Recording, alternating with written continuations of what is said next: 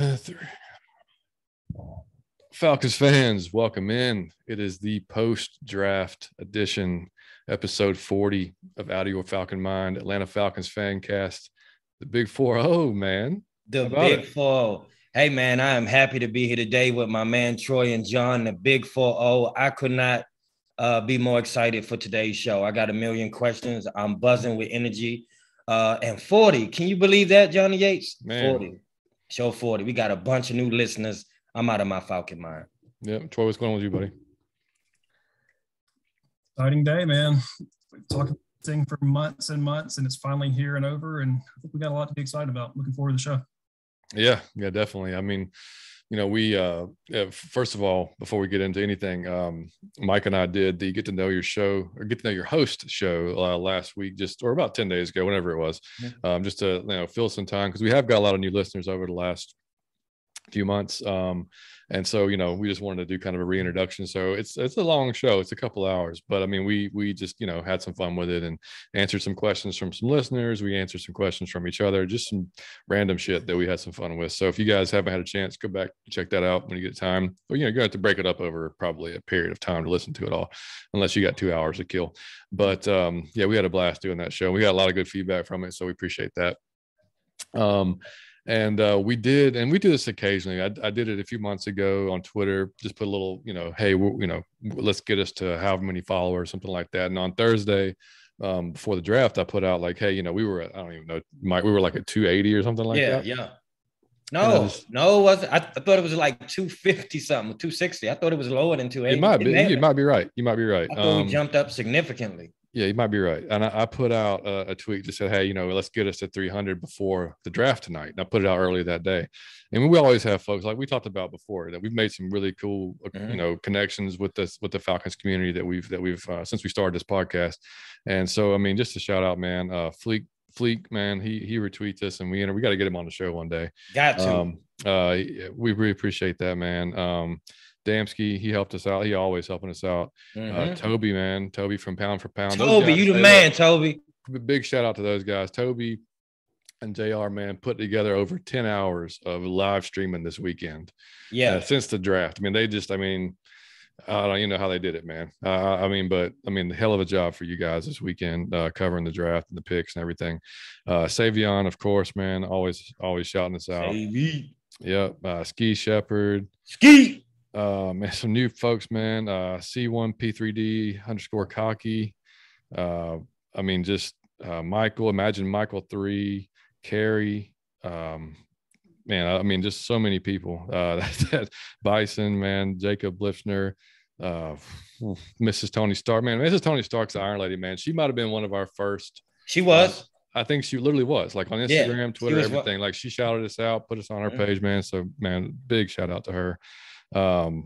Just over and over, man. I'm going through the list here, and so many folks we interacted with over the last 3 or 4 days, and that's either retweeted us or liked or whatever. Just I gotta say thank you for that, because we jumped significantly. So thank you to everybody who retweeted, man. Y'all, again, I'll say this I won't brag too much about me, John, and Troy. I will say this: we got the coolest group of listeners on the internet, so of any other podcast, and that's hands down. I've said that from day one, and y'all just proved it once again. Y'all proved it every time. So Thank you again. Yeah, Burn the Backhouse. I hope I pronounced you right, man. But he's always interacting with us too. So yeah, just like I said, if I left anybody out, apologize, but you guys, if you're interacting with us, then we thank you, period. But yeah, man, so getting on to the overall thoughts on the draft, man. I settled in on Thursday. I couldn't wait. I heard so much. There was so much who's going to go first, and then like the Trayvon Walker stuff started coming in hot and heavy there before, and I was like, there's no way, because Troy, when we went through defensive linemen and defensive tackles, what we say, late first. That's initially what we were talking about. I think we were saying Trayvon Walker was like third or fourth best edge. So right. Mid to late first round, but definitely not first overall. So kind of picked up steam, like you said, in the last couple of weeks.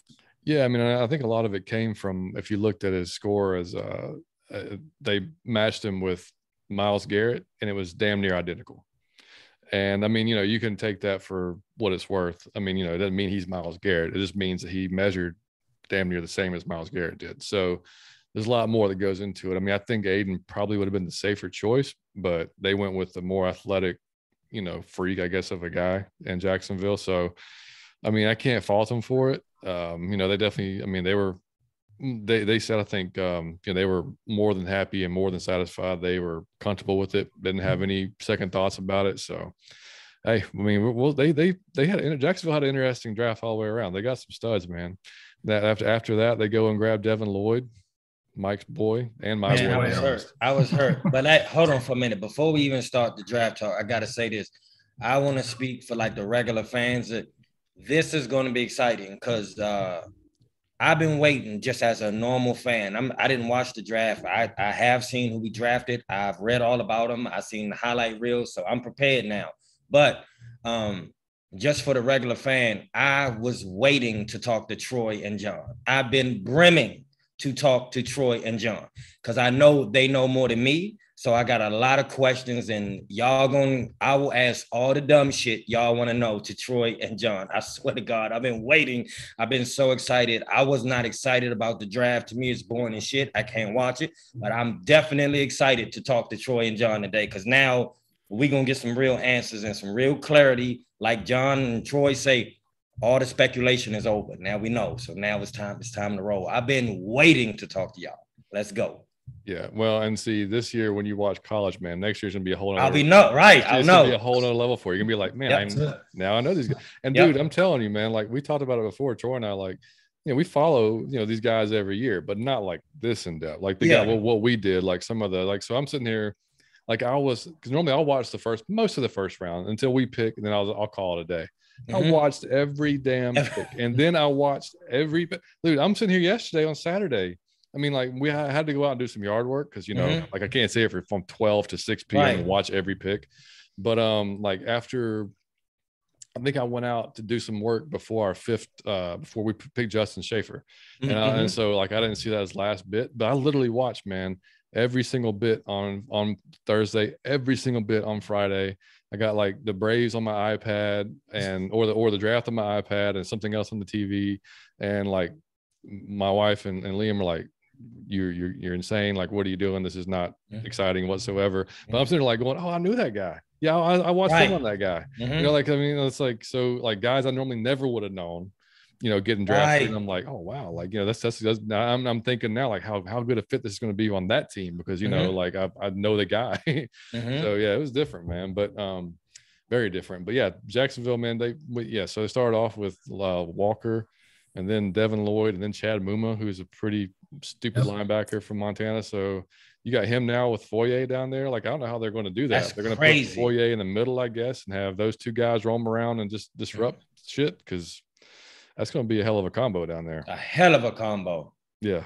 So good job on them for sure. But Troy, any teams for you that just like, I mean, I think we can agree the Jets were stupid. The Jets, I heard from everybody. That was my number one. You got Sauce and Garrett Wilson, Jermaine Johnson, Breece Hall. I mean, I guess when you have 4 of the top 36 picks, that doesn't hurt. But I mean, time will tell. But I think they hit on all of them. I think they got slam dunks on all 4 of them. But yeah, the Jets killed it. I think the Chiefs killed it.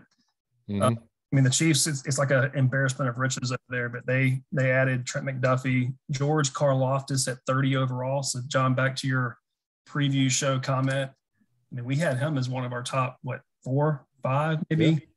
I mean, he was a beast, and I think we would have been happy with him at 8. You know, if it worked out that way, we were kind of wondering at that time why he was seeming to fall. But yeah, to get him 30 overall, I think is a steal. And then Sky Moore at was he early second round or late first round? Yeah. You know, I think the idea is to kind of replace Tyreek Hill over there, but I think he's going to be a stud. Leo Chenal in the linebacker show, I think he's going to be good from Wisconsin. So yeah, I think the Chiefs hit the lottery, added to an already really good team. Titans, I think, did well.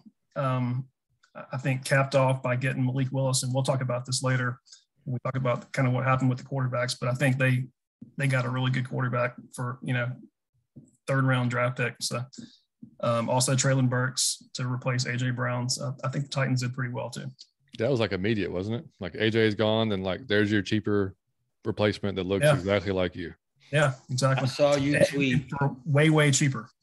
Man, I saw you tweet AJ was gone, and the panic that went through my body. You have no idea. I went on Google. I thought you was talking about, man, the panic.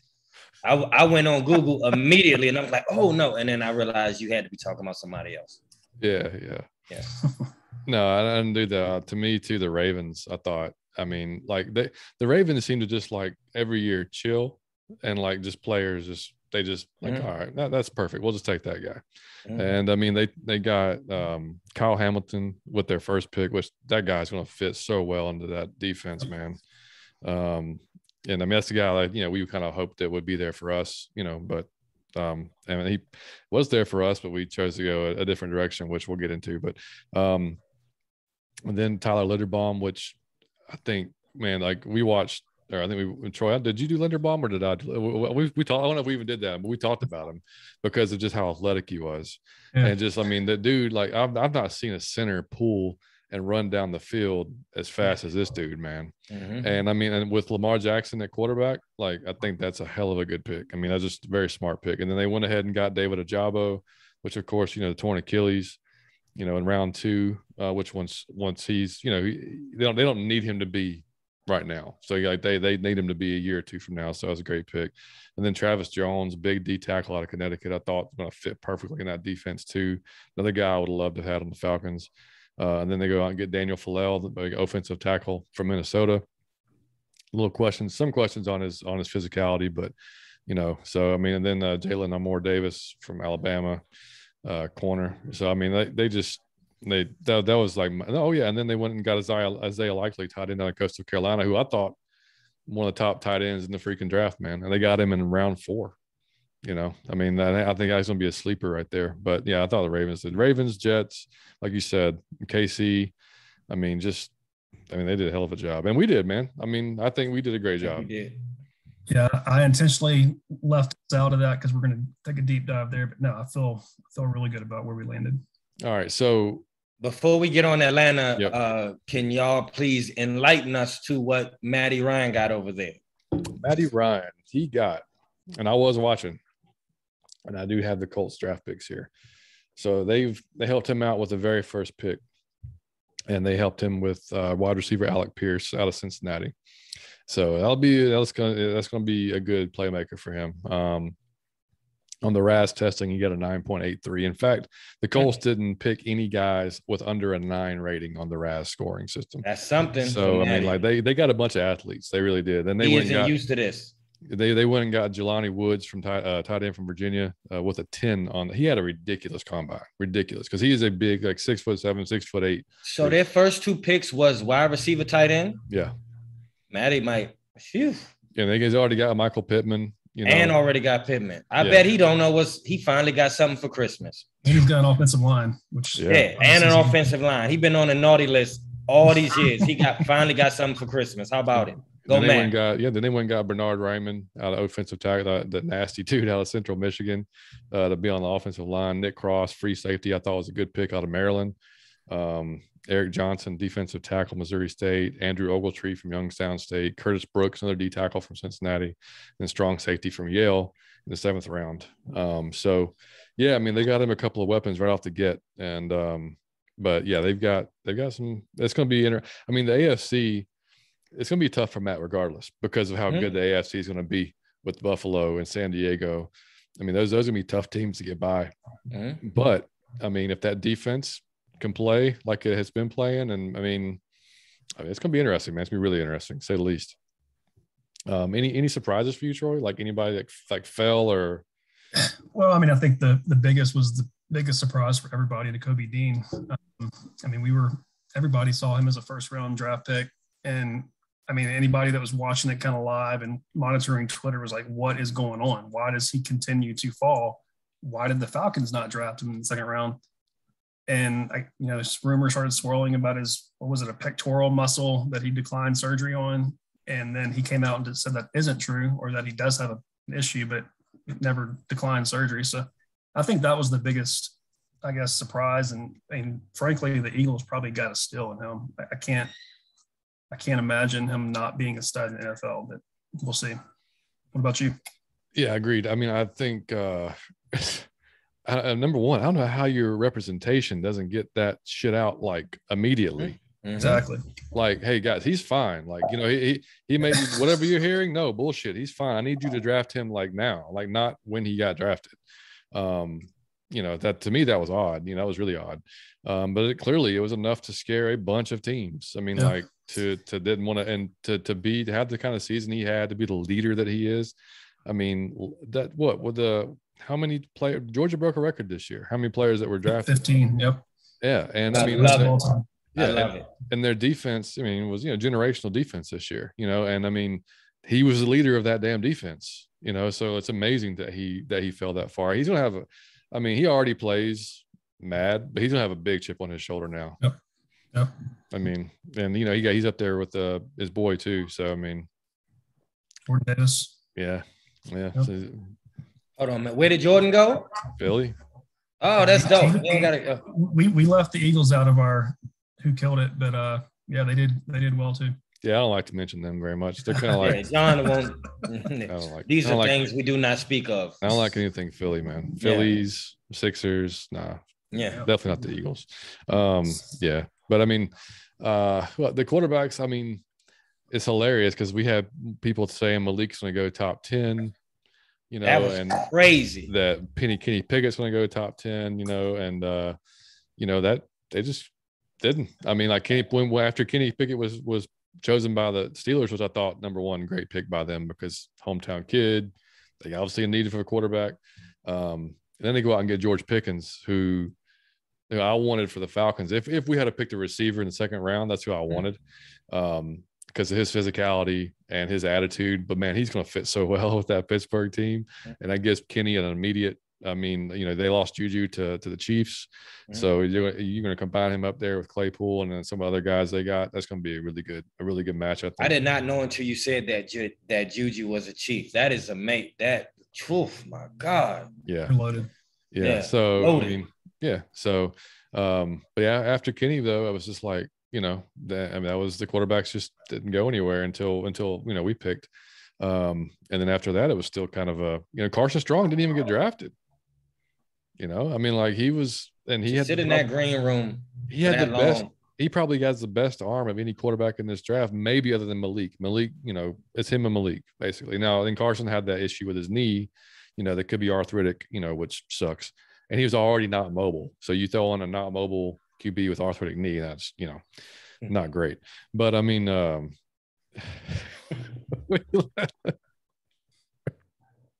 you got a statue, buddy. That's what you got. Man, when we did QBs and I watched this film, like it was like watching Matt Ryan run, but like getting shot, Matt Ryan getting shot in the leg, like in running. Like that's how this guy looked. I mean, I'm not being, I mean, that's just how it looked like he was literally somebody was like holding back him, you know, like pulling on him because he was running. I mean, it was not pretty. But yeah, I was still surprised that nobody took a shot at him. And the fact that Bailey Zappi went to the Patriots. You know, and he went before. Who did he go before? Strong. Well, it's obviously Strong, and then like there was somebody else he went before that I was surprised about. But either way, Sam Howell ended up going to the Commanders, which that might actually be. I like Sam Howell a lot. I like Sam Howell probably more than other people did. What about you, Troy? No, I completely agree. I mean, I was going to say that was the other surprise for me as quarterbacks. The fact that after, like you said, no one got picked until Ritter at 74, third round. I mean, that blew my mind and kind of did open up the floodgates a little bit with Malik Willis drafted 6 or so picks after him. But right, I was amazed by that, and I was amazed how late Sam Howell went to. I think all of them, kind of that next tier could be Pro Bowl quarterbacks. I just don't know that any of them were kind of head and shoulders above the other. But to me, that was the most intriguing thing in the draft is there was only one quarterback taken in basically the first, 2.5 rounds. Yeah. And the next tier, you know, kind of somewhat together, but it's just. Man, that's probably the first time ever, probably. I guarantee you that's probably the first time ever that happened. What would y'all say the typical over-under for quarterbacks in the first round is? 3, 4 probably? That's what, yep. Yeah. So to have, 4 in the first 3 rounds is just That's crazy to me. And that's what it'll be next year. When you got Stroud and Bryce Young and those other guys coming out. I mean, yeah, and I mean, you know, with Howell, I thought, I mean, that's a guy I wouldn't have minded for us to take either. Like I'm cool with Ritter, but yeah, I mean, I watched a lot of film on Howell, and he had a rough season this last season, and all of that we talked about it was due to the fact his offensive line was Swiss cheese. It was terrible, and he had all of his weapons pretty much are either graduated or went to the NFL from the previous season. So he had like basically a clean slate he was starting with this year. And I mean, when they played Notre Dame, which might have been their toughest game, outside of maybe Clemson when they had even had a down year, but I mean, dude, he's the only reason they were in that game. I mean, like he was running around, I mean, taking hits, I mean, getting up. I mean, just it was impressive as hell. That's what sold me on him. I was like, man, this dude has got heart. And I mean, yeah, there's some accuracy issues, you know, stuff he can work on. But as far as the intangibles, man, he had all those things. So I mean, the Commanders might have and he always was getting compared to Baker. That was like Baker Mayfield was his comp that everybody kept saying this is who he is basically. We'll see. I think they could have got a little steal there. I always watch, you know, just because my family being the DC area. I mean, like I have no faith in any quarterback that Washington picks in the past future. I mean, they are notorious, but hopefully this dude can get in there and do something. No, you're right. With my family. Yeah, you're right. Yeah, I mean, I'm trying to think. Yeah, and I mean, Sauce going to the Jets will kind of hurt a little bit because I was, you know, that was your guy. That was your guy. I love that dude, man. I didn't think he would fall to us after seeing what he did at the combine, but you know, still I was like, yeah, maybe. But and then Hamilton, you know, I thought Hamilton, he's just one of those guys like you could play him down in the box, you know, he can cover, big dude, you know, like athletic safety, you know, like would fit great. But when they announced Drake, and like Troy, when you covered receivers, he's one of the guys you covered. You know, we were like, yeah, you know, big dude, jump ball. You know, he broke his ankle this last season, so he didn't get to play a lot. You know, had a great season. You know, the previous season. You know, so when they took him, and I'll give it a shout out to Damsky, man. He called it. Damsky was saying on Twitter, like leading up to it, he just felt like Drake was going to be the pick.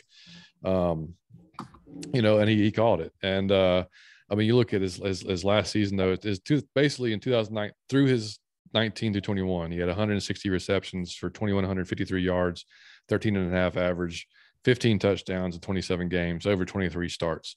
So, and he missed the final four games of the 2021 season. So, I mean, yeah, he's basically, he said, I think, didn't he say, Troy, in his introductory conference, like he watched Mike Evans a lot. Like Mike Evans is a lot of the guy he kind of copies his game after. Yep. Yeah, he's a lot like Mike Evans. I mean, I will say him and Kyle Pitts are going to be a terror. They're a lot of tall, jump ball kind of receivers. They're going to be tough to guard between them two. So I want to just jump in on Drake. I saw, again, I don't know this dude from a can of paint. I did watch the film on it.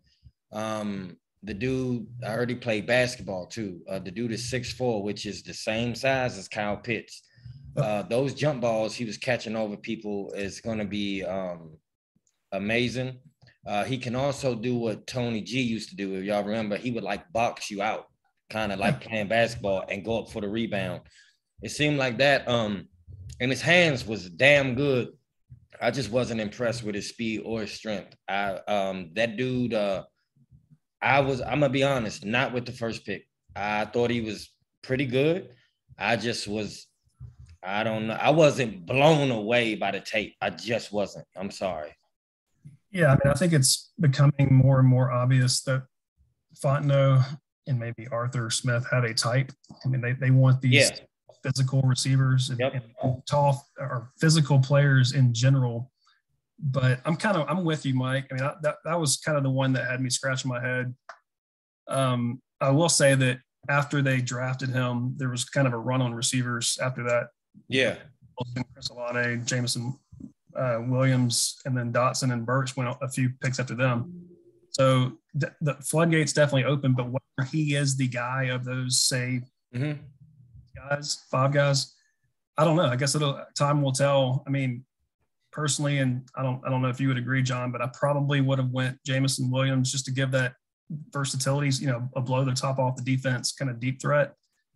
But I don't know. I mean, there's a lot to like about Drake London. No, it is. And he might have a huge upside. If that dude can really ball, he might be able to do something. But as far as the college tape, I wasn't like John told me that you saw Julio Jones in college. Like you knew, like you kind of it was glaring. He's a beast. Yep.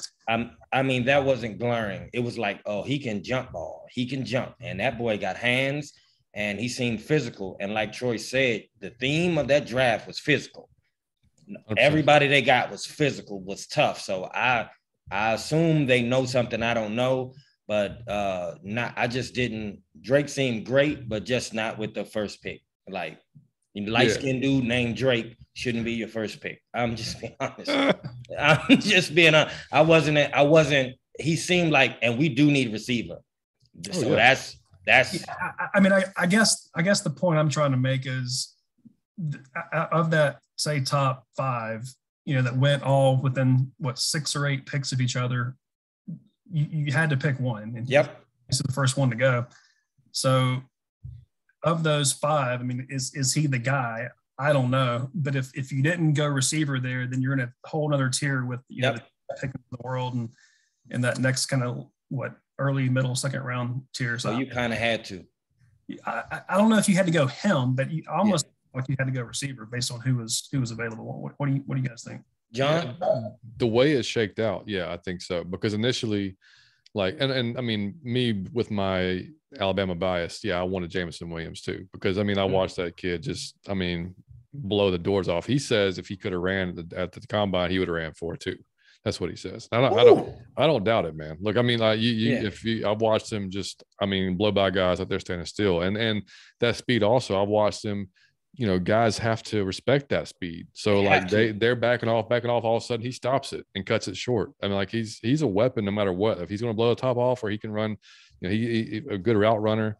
So either way, that's kind of who I wanted. I mean, but Arthur, those guys definitely have a mold that they like. I mean, look at our receiver room now. So, right, we've got Drake London at 6'4" or 6'5" almost. Alden Tate, we just got from Cincinnati, 6'5".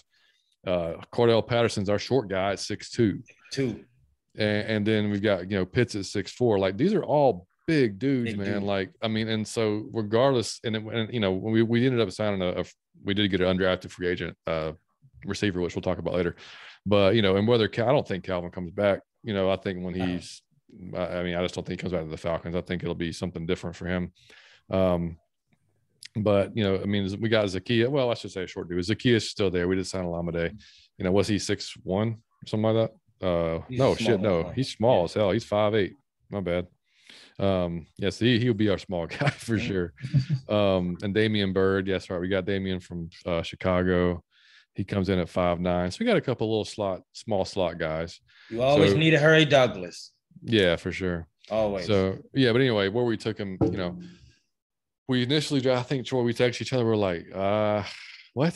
Because there was still Jermaine Johnson was still on the board. Kyle Hamilton was still there. We were like, man, because we'd kind of both thought we were so bad at, and we didn't think the receiver was out of the question because we obviously, like Mike, you said, we needed a receiver. Mm-hmm. But we just thought obviously the top 3 guys are already gone: Walker, Thibodeau, Hutchinson. So then it's the next guys, which is going to be your Jermaine Johnsons, whatever. So I kind of thought that's the direction we were going. And then we got Drake London. And I was like, man, I don't know. Because as deep as this receiver class is, we could have went edge here and maybe picked up a Pickens or somebody else in the second round. But the way it fell, we move up. We trade our 43 and our 4th round pick to move up to 38 and take Arnold Ebiketie out of Penn State, who definitely would not have been there if we'd have stayed at 43. He was going to be gone. Mm-hmm. So they had to move up and do that. So the combo of Drake London, who could be one of the top receivers in this draft, could be, and Ebiketie, who I thought, top 6 easy pass rusher, who he transferred from Temple to Penn State and just got better and better and better. So yeah, I think the way it worked out, I felt a lot better about that after getting Ebiketie. If we had got somebody different, then I'm like, yeah. But after that combo happened, I'm like, shit, okay, I'm cool with it now. Like, I don't know, what do you think, Troy? Yeah, that's exactly how I have to look at it. Is, let's just say you had to go receiver and edge, your first and second round picks. what combination would have been better than how we ended up. Right. Like you said, we may have had Jermaine Johnson and Pickens, or Mechie maybe, or someone like that. I feel pretty good about where we ended up. I think it worked out. Yeah, and if you watch, I don't know if you, Mike, if you haven't had a chance, Mike, to watch Drake's press conference, it's about. I haven't. Watch it. You'll like the guy a lot. I'm gonna like him. Okay. He's already got a billboard in Atlanta. I was driving through and he's up on the billboard the day after the morning after he was drafted, he was on a billboard. Yeah. I mean, he his head's right where it should be. Like he wants to be a leader, but he understands he's a rookie, and he's like I know I'm gonna have to carry the pads and rookie dinner. He's like, I'm cool with that. He's like, I gotta earn my stripes, But he said, I do see myself as being a leader, like down the road, and he's not concerned about the speed. Like he says, the last time he ran it, he thought it was a 4.5 or something like that, something around there. But yeah, he plays. I mean, he all these guys play with like anger, like in a chip on their shoulder. Yeah, and like I would assume that if they picked him over the dude you said, Jameson Williams. I think that I was thinking that they knew something to go get that dude, because he didn't look fast and he didn't even look like really, really strong. But that box out, I remember Tony G. It was impossible to stop that. You just lob it up and he would time it. It's not he was bigger. You would time it and you would get a rebound. Mm-hmm. And he was just doing that to people, just going up over. And we need one of those, man. It's been since young Jones that we have been able to do that. Like the Calvin Johnson thing. Just throw it in the vicinity. Yep. And just let the man go get it. And he seemed like he can do that. I just hope he can improve that speed and strength. But he'll hit the weight room. He's in college. He'll hit the weight room. He'll add on some, and I think he'll play in the game is always faster than you run the things. Yeah. I mean, and him and Jameson are just two different guys. I mean, like Jameson's his burner. Jameson is physical for it. I will give him this. He's a physical receiver. But is he small? Is he 6'4" too? No, he's 6'2", 6'1", 6'2". Okay. I think I'll look him up. But no, he's, I mean, with this dude, Drake's bigger than Julio, man. Yeah, that's what I'm saying. I mean, he put on some muscles, man. He might be just throwing people left and right, which I like and we need. We haven't had that since Julio. Man, I just typed in Jameson whiskey. Jameson whiskey. Jameson whiskey is good too. All right, so yeah, he's 6'2". That is hilarious. 6'2". Okay. 6'2", 179. Was that from the combine? Yeah, so 6'2", 179 to 6'5", 225. Yeah, and played basketball, so knows the positioning. He played with Okongwu his freshman year at USC. Oh, okay, yeah, they're boys. Yeah, Mike, Google some of his dunks. There's some pretty impressive, like Drake. 3 dunks, Drake London. Oh, I got to see it now. I'm doing it right after the show. He did like a 520, didn't he? Yeah. He's a beast at basketball. So he's an athlete. Oh yeah. See, yeah. Yeah. So maybe they, like I said, that dude got a huge upside, man. To be in college, man, that is a kid. So just imagine when he learned the game and he packed muscles on and they make him faster. I want to see. But like I said, it just what the tape wasn't overwhelming like I thought with your first pick. I'm not no genius, but I want your first pick to be overwhelming. But I also agree with Troy. If you had to get a receiver and an edge to come, and just shout out to John for studying so hard that you knew how to say that last name, because I just forgot it that fast. Say it again. Arnold Ebiketie. All right, Ebiketie. If you had to get the first receiver and the edge, those are who you get. So I'm not mad. Man. So, John, we haven't really drilled down into Ebiketie, but I know we traded up to get him. What was it, a 5th that we traded? 4th. 4. Okay, 4. Yeah. So if we would not have done that, how fast does it drop off after him? If we had to go edge, I know there was a guy drafted several picks after him that I felt like the drop off was steep, like pretty steep. The right move to go and get him. Yeah, 100%. Yeah, if it wasn't him, then I would have been like, what are we doing? Because it's definitely the drop off is huge. I mean, and looking just real quick at Ebiketie, so he was he's 6'2", 250 pounds. He led Penn State with 18 tackles for loss, 9.5 sacks. Right there, he has half our entire team sack total from last season. He totaled 62 tackles, 2 forced fumbles, and 1 pass defense in 2021. The year earned second team All-American and first team All Big Ten honors as a senior. And this is straight from the Falcons website. That's all I'm reading it from. So yeah, I mean, this dude, and again, plays freaking like his hair on fire. Like, man, I mean, did you watch some stuff on him? So that was the first thing I noticed. I watched his tape and I thought of Maluakon's motor. The constant motor. He's more athletic. Yeah, more, and he's faster. Mm-hmm. And the dude was nasty.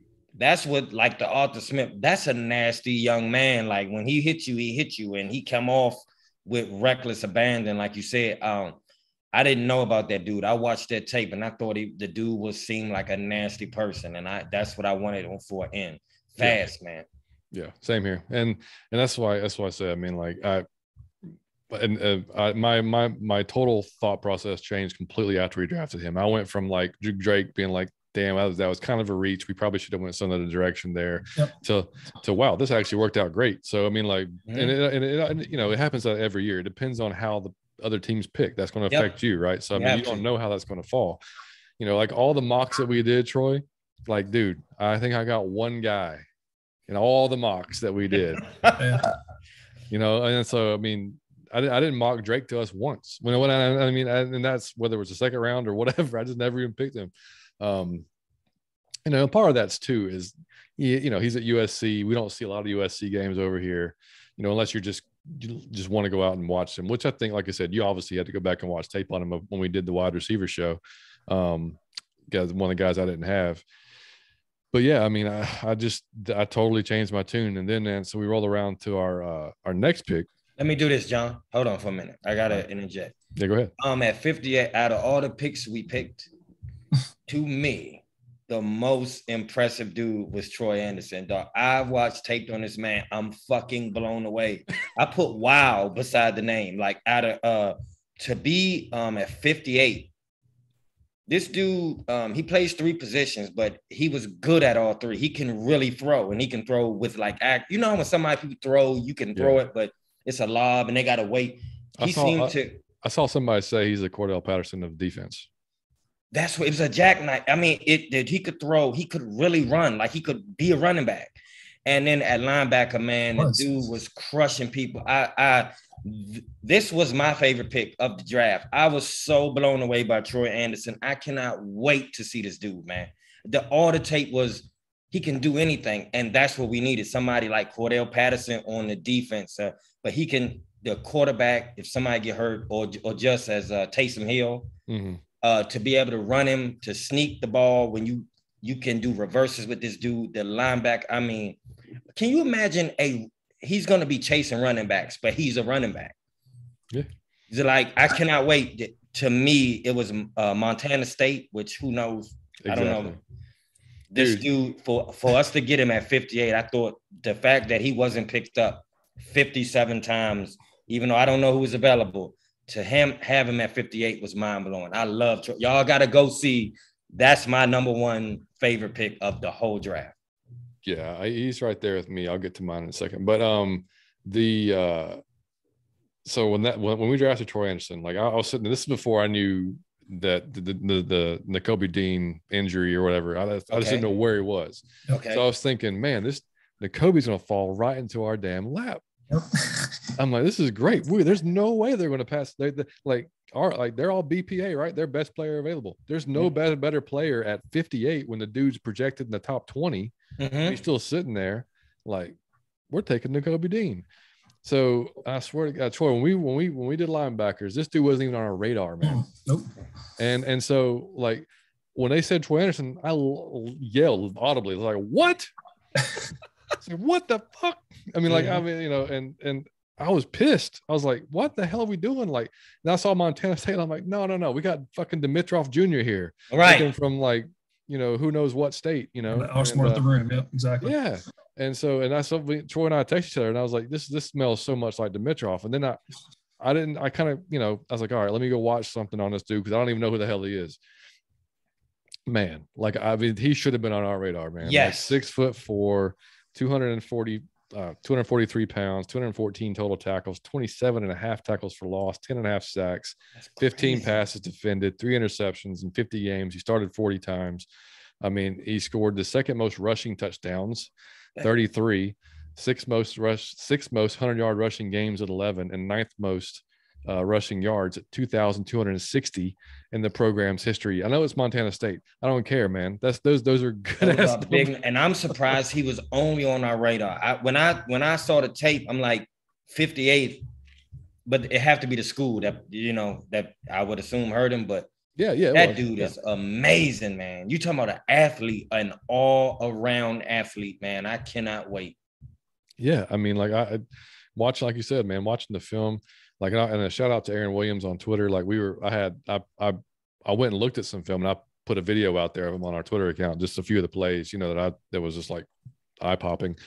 And Aaron responded and said, "I'm not saying he's Luke Kuechly, but we haven't had even 75% of that player at middle linebacker for a long time. It's always been size or athleticism, blitz or coverage. This dude has potential to be all of that, and he's spot on. Like he really does. Like this dude, he can play inside. He can go like 4.4, man. He ran a 4.4. I'm saying the running back speed at linebacker. This dude is not. You're not getting away from him, and he can intercept. And if he get the interception, it's a no catching him. Like I mean, this is going to be exciting. To me, that was the one. Yeah, I read the only knock on him was he's not the most like technique wise of tacklers, but once he gets his hands on you, it don't matter. Yeah. That's something that you can easily, he can perfect that craft as he gets into the league. But just having that athlete there, man, that like I said, can play all over the place. I mean, he might be like the low key steal of the draft. I mean, no, Troy, that was my opinion. The steal of the draft to me. No, what's sad to me, John, I can't remember if I took linebackers or if we split them, but I think we split them because there were so many of them. Yeah, that's what I thought. So what's especially in light of that, Troy Anderson is number 6 on PFF in linebackers, ahead of Chad Muma, Christian Harris, Channing Tindall from Georgia. So like I know my portion of that, I skipped over him. I'm like Montana State, yeah, I don't, who cares? Nobody. Is it possible that he wasn't there when we read this? Because I mean, damn, you think we would at least pick the top 10? That's how I felt about it. Like, did I really just blow over somebody just because they went to Montana State? And the answer is probably. I don't know. It is possible though. Maybe PFF changed their grading for the draft. I don't know. It's pretty sad, but no, he's a monster. I mean, complete freak athleticism. I'm excited to see him play. I really am. And I was just like you, John. I was kind of pissed off when they first drafted him. And then after digging into it, I'm like, this dude's a freaking beast. Yeah. I mean, he'll have the red flag of, okay, it was only the FCS level type football, right? It's not big boy football, right? But we've seen guys come from that level. If they can play, they can play. I mean, and he's supposedly a very smart kid too, like very intellectual. So, I mean, he should be able to. That's good news because we already found out how difficult it can be for P's scheme to get soaked into the guy's brains on defense. So, I mean, Deion Jones, get healthy, sir, and get back to where you need to be because y'all in tandem. You, your old self, with Troy Anderson. We need your old self, buddy. Yeah, please get back. We weren't the only one though, Troy. Like Tori McElhenney from the Falcons digital media team, she put out there. She's like, I don't know how I didn't see this guy before, but like I really wish I would have. And that's so we're not the only people that overlooked him. I mean, shout out to the Falcons. When have we ever praised them for finding a gym? Yeah. I mean, so maybe they doing something right. And Derek Clausen of Bleacher Report said Anderson's game is defined by speed and comfort in space. Tall, well-built linebacker. Anderson still flies sideline to sideline and has some of the best range in the class. So, yeah, I mean, all these accolades he got, Troy. Like I said, man, it's amazing. We probably said Montana State, no chance. Yep. Yeah. Shout out to Montana State. We sorry about that. We must have been out of our Falcon mind. Clearly. Sorry. All right. So round 3, man. What did you think, George? Do you think we were going to go a quarterback there, or do you think? How'd you feel? Like I had the feeling. Honestly, I tweeted. I said I think we're going Malik here. I just felt like the whole Atlanta connection and Malik. I was like, I know they love Ritter, but I saw Fontenot say some very nice, warming things about Malik, and I thought, you know what, this might be, Malik coming home here. But I mean, I'm with you. And me and you were texting about it. I felt the same way, but I kind of felt like we were going to at 58. And I was like, going to then, if everyone, basically Malik Willis, Desmond Ridder, Matt Corral, whoever is available then, and we didn't get them, why would we get them any later in the draft? So I was like, we're not going quarterback at that point. So I was a little surprised, but pleasantly surprised. And we talked about it briefly, but I would have been fine either way, Malik Willis or Desmond Ridder. I'm either of them, especially as a 3rd round draft pick. But yeah, I'm excited to see what he can do. I think that's a bargain for either of those guys that late. Agreed. Yeah, if we'd have took him in the 2nd round, I'd been pissed. But the fact that we were able to get him at 74, and this guy, just quick rundown of his stats. Completed 62.1% of his passes for over 10,000 yards, program record 87 touchdowns, 28 picks, rushed for almost 2,200 yards, 28 touchdowns in 50 games, and over 49 starts over 4 seasons, 4-year starter at Cincinnati. The dude, 6'3", 211 pounds, been comped a lot to Mariota, to be honest. That's what you see a lot, is people saying, that's what his game kind of mirrors. And clearly, I didn't see a ton of Cincinnati. I saw him against Georgia, a few years ago in a bowl game. Obviously, I saw him against Alabama, which he didn't look great. Alabama's defense can make other quarterbacks not look great. So and that's DW said ages ago when he was on our show, he hated the one game analysis of the players having a bad game. It is what it is. It happens. So I agree with that. And Ridder, again, watching his press conference, like the dude, I know that everybody says Pickett's the most ready, NFL ready, as far as just, everything. I kind of lead toward Ridder, to be honest, just because the dude, he has a kid. Didn't he married? I think he's, or if he's not, I know he had a girl with him at the draft. Yeah, but he has a kid, right? And I think, anyway, I'll look. I'm not sure. Yeah, but maturity level is off the charts. He understands what he is, what he has to succeed. He's not going to be the type of guy, coming in that's going to cause any issues. Like, he's going to sit back and if he wins out the job, then great. But if he doesn't, then he's going to soak everything up from Mariota. And that their playing styles are so similar. That's going to be, interesting. And then they tried to get out of Arthur Smith at the conference. They said, is he going to play in certain packages, or is he going to come in and play? Do you want to see what you have? If he's who you think is your future quarterback, how much time are you going to give him? Because, there are quarterbacks next year in the draft, depending on how bad we are this year, that could be really damn good. And of course, Arthur said, I'm not going to tell you any of our plans. That's going to, he's not going to say that. So who knows how he's going to be used? He could be a straight backup. I tend to say they're going to try to see. They're going to try to see. Hey man, I'm going to be honest. I'm agreeing with the pick because it was 74th. I feel like both of y'all, to get a quarterback, I watched the tape. That's really decent for 74, just to see strong arm. The dude was poised, and so he didn't panic in a lot of situations. That's the first thing I know. He wasn't panicking. And I love Matt Ryan. Shout out to Matty Ice. But when the play broke down, the dude could take off running. And that's something we haven't had since Michael Vick. That is a weapon. That's a whole nother weapon that you can go get 4 or 5 yards if something happens. He wasn't too fast, but he could run. And I thought that was tough. And again, I saw the film. I actually watched him and Willis to see who should. I liked Ridder the more. He seemed more poised in certain situations. I don't think he was just gunning, and he was accurate. I think that's the main thing. The boy was accurate. He reminded me of a mobile Matt Ryan, so I have no issue with him. Again, at 74, we need a quarterback. Yeah. And just to see at 74 to get that level of talent, I was impressed with the dude. Yeah, it does say 74. Yeah, exactly. And he does say he does. It's a longtime girlfriend Claire and their daughter. So yeah. So he's and that's not saying if you have a kid you're automatically, but so this is different. It changes your life. Yeah, it's a you different. May not be out clubbing and trying to turn up in the city of Atlanta like Eugene Robinson or somebody of these sorts. You may be more professional just because of that. Yeah, and I think smart. Exactly. And the thing with Malik, I think that kept him falling was the fact, and then Troy and I, we talked about it. At Liberty, it was a quick one read and throw and run or throw. It was not a very, in-depth offense. Not to say that he can't learn it, because that was the biggest knock on him. But, and I thought that was bullshit coming out and saying, well, can he learn the playbook? I mean, come on. Like it had a little bit of just like black quarterback kind of, man, I laugh like shit to it. But man, I laugh like shit at you. I was just in my car randomly, and I remembered you saying, because I was like, man, why wouldn't we go get this dude? And I think you said like they ran a lot of curl routes. Like that's all they was doing was going up and turning around, basically. So you can't judge.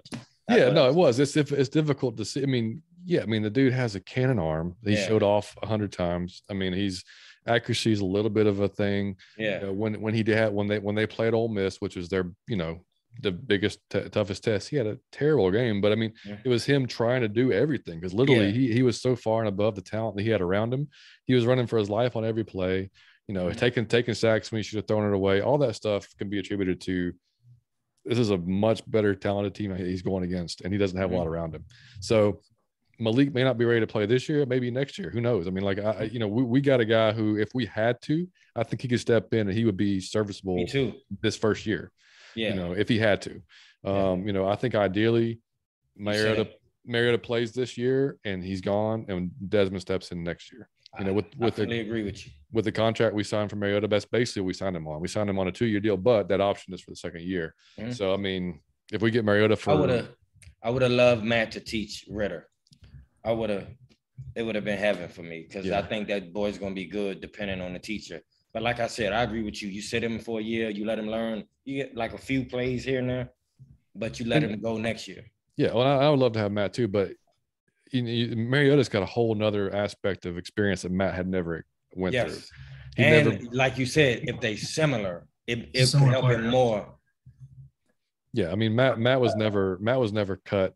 He was never traded. He was never, I mean, Matt never had just like a huge valley in his career. No. You know what I mean? Like he was always playing regardless of who was around him. And we're not going to argue this again. We're not. But he played at a high level for most of his career without having to, and like Marcus has been through, I mean, like out of the league and back as a quarterback. And there's a ton of pressure on him coming in as a quarterback out of college, like to start and be successful. So he's been there and done that, man. So, I mean, and he's not he's not the type of guy that's not going to share that stuff with Desmond. He knows what he's there for. He's there this year to earn himself another deal in the NFL. Somewhere else. So, exactly. And I'll be honest, I hope he does, because, it'll be a great story. Mm-hmm. But to have a veteran to teach Desmond is going to be helpful, man. Because I want to see what he does with the information. And like you said, he could teach him everything. Yep. Troy, anything on that? I'd like to see him a little this year. My mentality has shifted a little bit in the last few months. If you would have asked me that 3 months ago, I would have like pre-draft, pre-free agent signings, I'd be like, screw this, let's tank this year and go for one of the top, stud quarterbacks next year. I don't think we're going to be that bad this year. I mean, knowing what we know now, I don't know that we're going to, like, if we just let it play out, Mariota starts every game, let's say, I mean, we could be a slightly below 500 team, which doesn't get us anywhere in the range. I don't think we're going to be that bad this year. We could be a slightly below 500. Hey. Very bad being considered like 2 to 3 wins. Jesus. He said that, and I got so excited, like, oh shit, okay, talk more. Then he said slightly below 500. So three months ago, I would have said we're, and I did say it on this show, a 2 to 3 win team, and we're in the hunt for Bryce Young or Stroud. So that, to me, that's a different conversation than what we're having today. I guess is what I'm getting at. So in light of that, I mean, I feel like at this point, Ritter is probably our guy, assuming that he pans out. He's the future, I think, at this point. So to your point, John, I wouldn't mind not seeing him much this year and just letting things ride out with Mariota, but I'd like to see him a little bit. I want to see him. He can at least play in the NFL. I'm not expecting him to be Matt Ryan. But I want to see him at least, see what he can do and call backup quarterback syndrome or whatever. But I just want to see him on the field, you know? Yeah, I agree. And what I'm excited about is, and I'm again love Matt. We already know our undying love for Matt on the show buddy. will never ever end. But I'm excited to see what a mobile quarterback is going to do in this offense, because it brings a whole other aspect to it that we haven't seen since Mike, man. We haven't seen since 2007, 2008.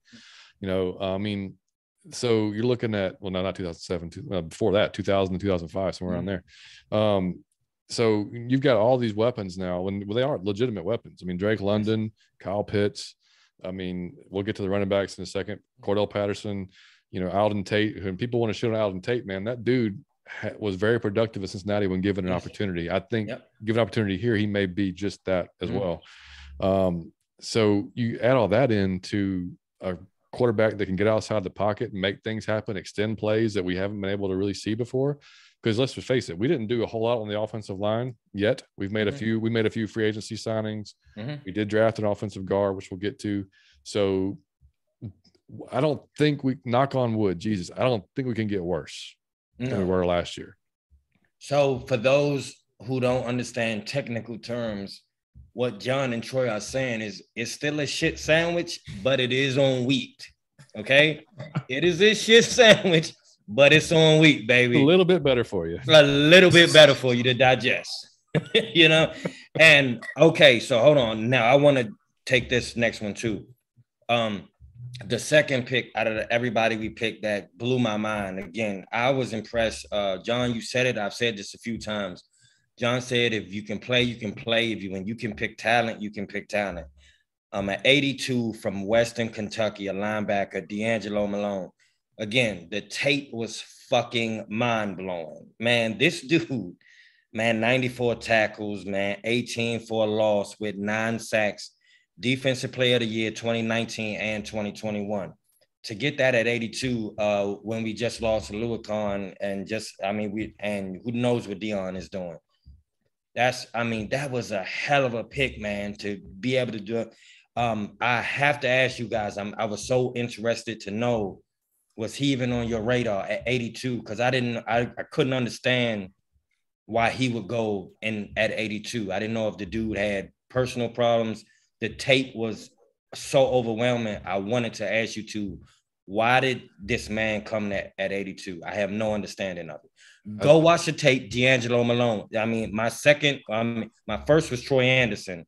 My second was D'Angelo Malone, and that's over top picks. It was number 82 in the draft. So I wanted to really talk to y'all today and say, was he on your radar, and why was he at 82? Why was he still there?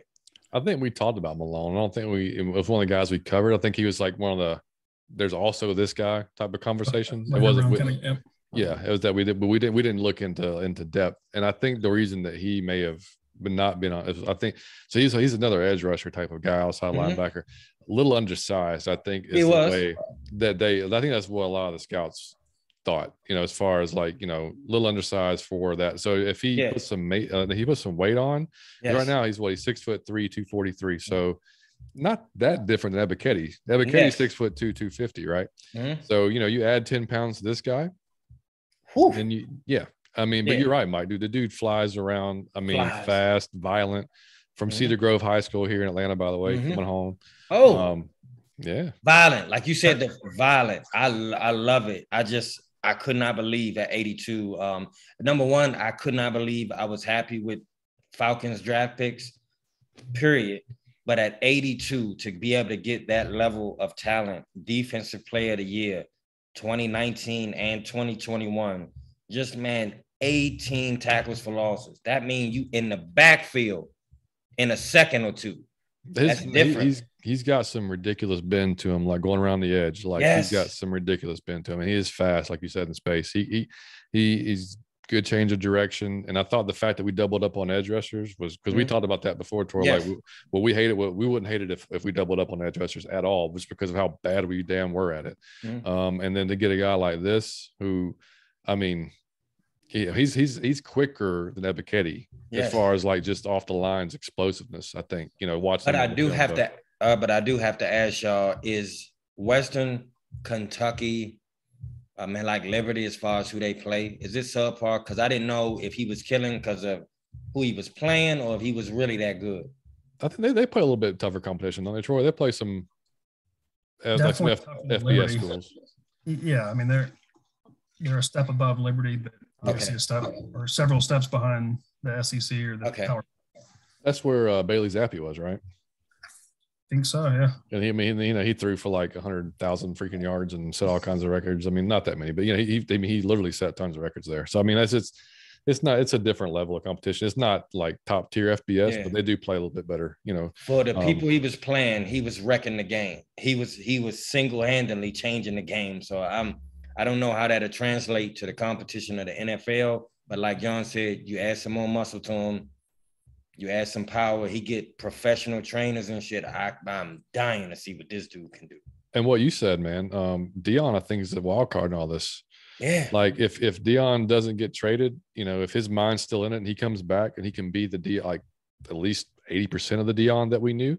Just imagine, John, Deion Jones, Troy Anderson, D'Angelo Malone. Yeah, Ebiketie.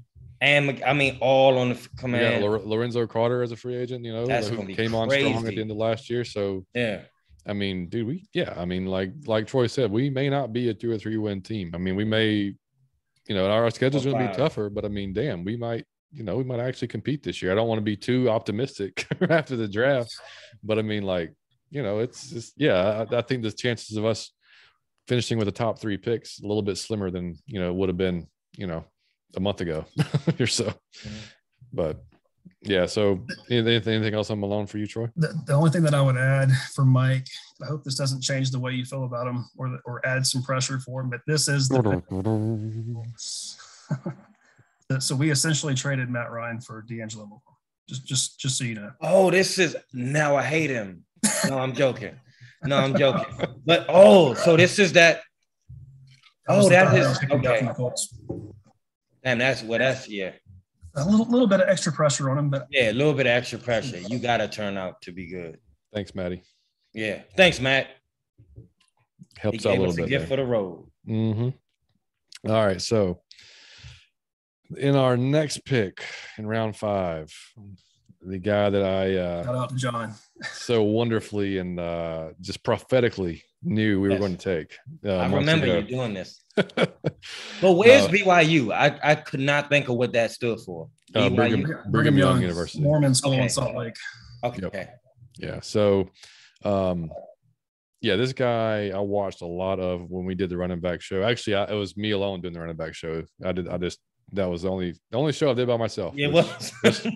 And you got it right. You spot on, buddy. So I mean, watching this guy back, 2 months ago, and then watching him again, yesterday. I mean, I just felt like he fit our Arthur's scheme so well. Like, and I thought if we weren't going to take one of the top tier guys like Breece Hall or Kenneth Walker, even Brian Robinson, who went, by the way, to the Commanders, then we would end up, if we were going to pick near the end of the draft, this is the guy that I wanted because number one, he was a running back. They converted him to linebacker. And then he got the running back room got some injuries. So they said, no, well, you can be running back again.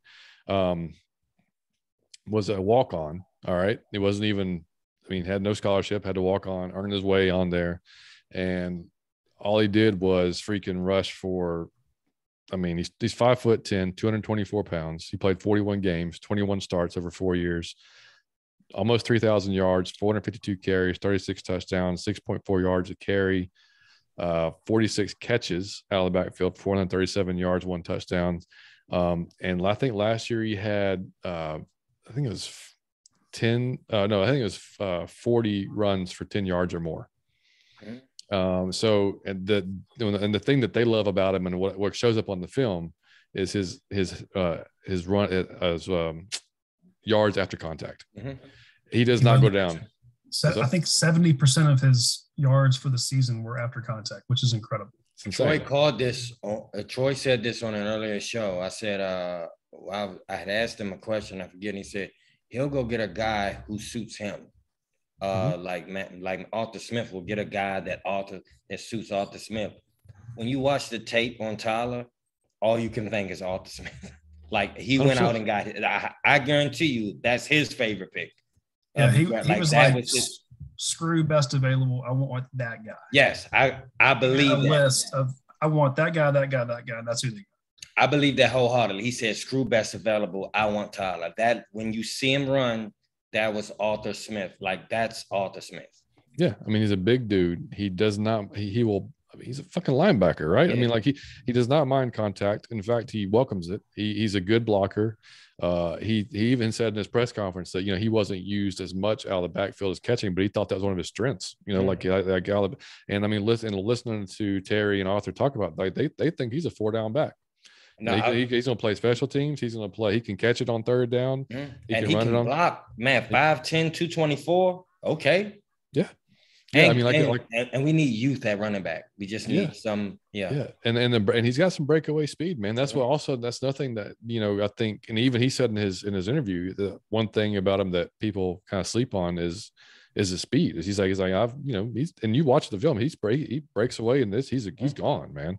And, and that dude, just listen to his conference too. And I watched some interviews with him earlier in the season while he was at BYU. He plays with a chip on his shoulder too. Like I said, that's the ongoing theme of these guys as well. I mean, they all play. I mean, he's got something to prove. Like he said in his interview, he's been slept on most of his life. Like dude, all you got to tell me is that. Yeah, I'm drafting you. Yeah. Like if all you've done your entire life is prove people wrong, and you went from being undrafted, I mean from not offered a scholarship to walking on, changing positions, and then all you do is get yourself drafted in the NFL, and put up the kind of records that he put up, man, come on. Yeah, I mean, I think, and like I said, I hope he proves me right, because I thought that, with his mindset and his physicality, and this, just a perfect fit. Like I think he'll challenge for the start for sure. And I love Mike Davis, but it was no breakaway. It was 2, 3, 4 yards. It was no, 100%. I'm going to get up behind everybody and take it. No, and I think if he can prove he can block just as well as Mike, you got it. Mike's going to be having a lot of time on the bench this year. Yeah. Yep. And he's going to be right at Publix bagging my groceries. And I cannot wait. I like Tyler, man. I want to see what the young dudes – I'm not being funny. I cannot tell, and I don't know if I'm wrong or right. I can't tell if I'm this excited because I know about the players, or if they picked better than they have in previous years. How about y'all? If you had to say, are we this excited because we now know per player, I've seen the tape, I exactly know what he's adding and bringing, or do you think they actually picked better choices than the previous regime years? Sure. I think there's no question they picked better. I mean, I'm the first to admit that I haven't done the deep dive into the years past, kind of like John said earlier, but I think this is going to be a good class. And I mean, if you trust the experts grading, I've seen A- or B+ or even some A's for the Falcons class. I mean, I think the experts, the so-called experts, agree with us that this has been a good draft for the Falcons. Mm-hmm. Yeah, I agree. And it hasn't always been the case in years past. No, I think it's a product of, we've talked about it before, this draft being so deep with talent. I mean, like, just, I don't remember a draft like this where it was just, I mean, you're getting guys of first round talent in the second and third rounds. Yes. And so I think, I hate to say you can't miss, because obviously there's going to be a lot of people, there's going to be a lot of teams that miss on their picks, right? As it happens every year. But I mean, in the positions that we need, and like seeing the work that they put in to go, like, okay, this is not only does this guy show up on film and whatever, but this is how he fits our defense. This is how he fits our offense. Like, that's what I'm not used to seeing. Like, I mean, like what we read about earlier about what Aaron said about what's his name? Troy Anderson. It's always about a coverage or, something else. It's not, I mean, you're getting athletes, you're getting guys that can play, and guys that are angry, and guys that are just, I mean, the play like with their hair on fire, like those are all guys you're getting. And I mean, that they've succeeded and put up really, really good numbers. I mean, like last year's draft, I thought was, granted, like Troy, you just said, we didn't go into depth because we didn't, I mean, we were just fans at that point. We weren't doing a show about it. So we were just kind of watching it on the surface. But looking at it, now, like, I don't think I'd have been near as excited last year about the guys we got, Jalen Mayfield. Okay. And, so yeah, I think we drafted better for sure. And I think it was, like I said, a product of this, the fact that there's so much talent and the fact that we need so many things. Okay. You know what I mean? Like, I mean, it's hard to, like, we're going to upgrade. We upgraded like everywhere. Yes. Yeah. You know what I mean? And so, like, if these guys pan out and do like it's insane to say that, okay, we're going to hit on every single one of these. I mean, if we do, then man, like, they deserve like an award, because that never happens. There's always somebody that's a sure thing and they flame out, right? Or there's a guy who's under the radar who you don't think's going to make it, like, oh, and they show out. Grady Jarrett was a 5th round pick. That's crazy. And then, he comes out and does what he does, so, Vic Beasley, 7th pick or whatever the hell it was, 8th pick in the draft. And then he does what he does. So, I mean, you never know, but I mean, like, immediate reaction from everything, then yeah, I think they hit it. They knocked it out of the park. And like Troy said, you don't see pundits give the Falcons A's or B ever. Right. We're always getting damn C's, and right. You know what I mean? Like, this is the best draft data. So it's not just our biased opinion, ladies and gentlemen. They actually did their thing this year. That was mind blowing. And look, I've seen some folks on Twitter say, like, fire them. Look, if you're saying fire Arthur and Terry now, then I don't know what the hell you're watching. Number one. You didn't do the because I didn't do a deep dive. Like, I did the basic dive. Do the basic dive, and you won't feel that way. Just do a I think these, again, the Buffalo Wild Wings fans, shut up. Because you wear a jersey and a hat that match, that doesn't qualify you for an opinion. Just look a little bit. You don't have to do what Pound for Pound does and do 10 hours of streaming. Go to their thing and you can see what they said, or just do the little deep dive yourself on all the players, and you won't be disappointed. There's no way you can look at the talent or the tape and be saying fire somebody. They did an excellent job. Yeah, and you can even YouTube and just watch the entire. Like, there's like, that's what we did. Like, we went through and, like, we didn't watch highlights. We watched the entire games of people. Like, you can go on YouTube, type in so and so full, game film, and there's cut ups, and it's 10 minutes long of the entire game. Every snap that player took, you can watch in the game.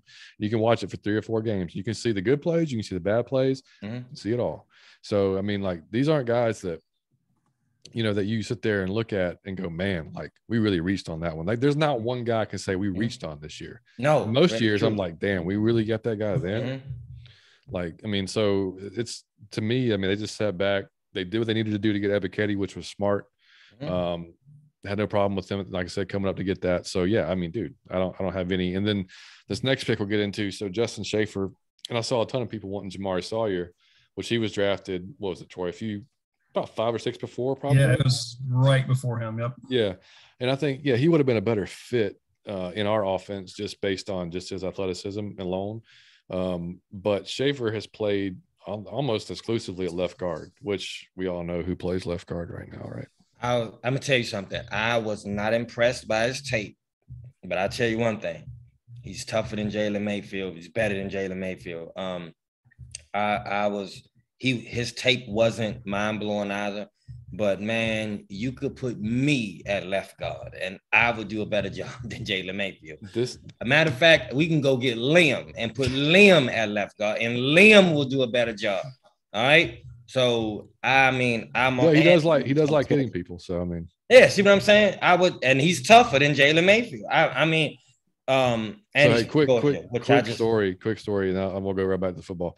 Last week at Liam's baseball game, he's at second, right? And I guess he found this out. I thought he already knew this, but he found out that it's not legal to truck the shortstop while he's trying to field a ball going to third base. I love that he tried. I don't care. Dude, this dude came up to field a ground ball in front of him. He didn't try to go around him. He went right the hell through him. And he's not a small kid, ladies and gentlemen. And he was called out for, runner's interference. And then he was explained this is not football, so you can't run through them. You have to go. That was just funny as hell because you saw a smile on his face. It was pretty funny. But anyway. But I love it. But I'm saying that the main thing that showed on his film to me was way tougher. Dude. Stayed with the block long, much, much tougher. So the reason I don't expect his film to be mind-blowing, it's a lineman, it's offensive lineman as well. If he don't allow the sack, he did good. But much tougher. So Jalen got to run for us. He'll be the backup. I have no doubt in my mind. Yeah. Troy, what you got on Justin? And he from Georgia, which I love to pick. I do like that because everybody was screaming about not picking anybody from Georgia. A lot of people were like, especially about Nakobe Dean. But yeah, I mean, like John said, Georgia had 15 picks, most of any school in history. So yeah, I probably have more SEC bias than anybody, but I like picking guys, whether it's SEC or not, from top tier school. We talked about Troy and why I probably skipped over him. But no, I mean he's impressive on film. I'm not going to act like I know a whole lot about him, but I did not know that he was first cousins of D'Angelo Malone. Also played with him at Cedar Grove High School. Oh shit! Yeah, what are the odds of that? That's cool. But yeah, I mean I'm happy with it. Obviously, we needed offensive line help, particularly at left guard. So I'm happy. Yeah, and that's where I think the difference. Like he's not. He's pretty athletic. I mean, he had to see a few times he was pulling, which in Arthur's offense, you're going to have an athletic guard. That's that's one thing. But at one thing, like Mike just said, the dude is a mauler. Like he comes after you. Like like how many times we see Mayfield last year not even put his fucking hands on somebody. Oh, yep. So I mean, like that alone, if this dude comes in like, I'm gonna take your job, he might take his job. I have no doubt he'll take it. He's much just tougher. You want a nasty offensive lineman. He looked nasty. But Jalen is probably a great person. He probably played like Taylor Swift. He baked cookies. I bet he's a great dad. I bet he did the Boy Scouts, and I bet he's just a immaculate human. But that's not you. I want somebody to put you on your ass. And again, stay with it. I don't care if he get past you, go back and try to. And you see, Justin was doing that. Justin's tough. I have to check out his Wikipedia and see if he indeed likes to bake cookies. And I'm sure he does, man. He like Mary Poppins is his favorite movie. Like I'm sure it is. He's soft, a big soft dude. And we already talked about Jalen like goddamn so much last year, but I mean he. He did play out of position last year. He was forced to play left guard because of injury. Mm-hmm. So, we did give him all that as far as like, we're not going to crush you because, you were forced into it probably way earlier than you should have been on a different side of the line than you're used to playing, different position, all that stuff. But some of the stuff we saw was just like, I don't care what side, like just the physicality was not there a lot of times, you know what I mean? So that's the biggest thing that for me, man, that hopefully Jalen, I hope he takes a big jump. I mean, like if he wins out the job, great. That means that he did take a big jump. A big jump off a cliff. I don't want you to win a job. I don't want you to be the backup. I don't want you on the team. I know garbage when I see it. If I look to my left and I see garbage, or if it's on my right, either way it's garbage. I don't want you here. John say something all the time in regards to his kid. I'm not gonna critique you when you miss or you do something when you make a mistake, but when it's effort-based, we need to have a conversation. That's why what I saw last year was some effort-based bullshit.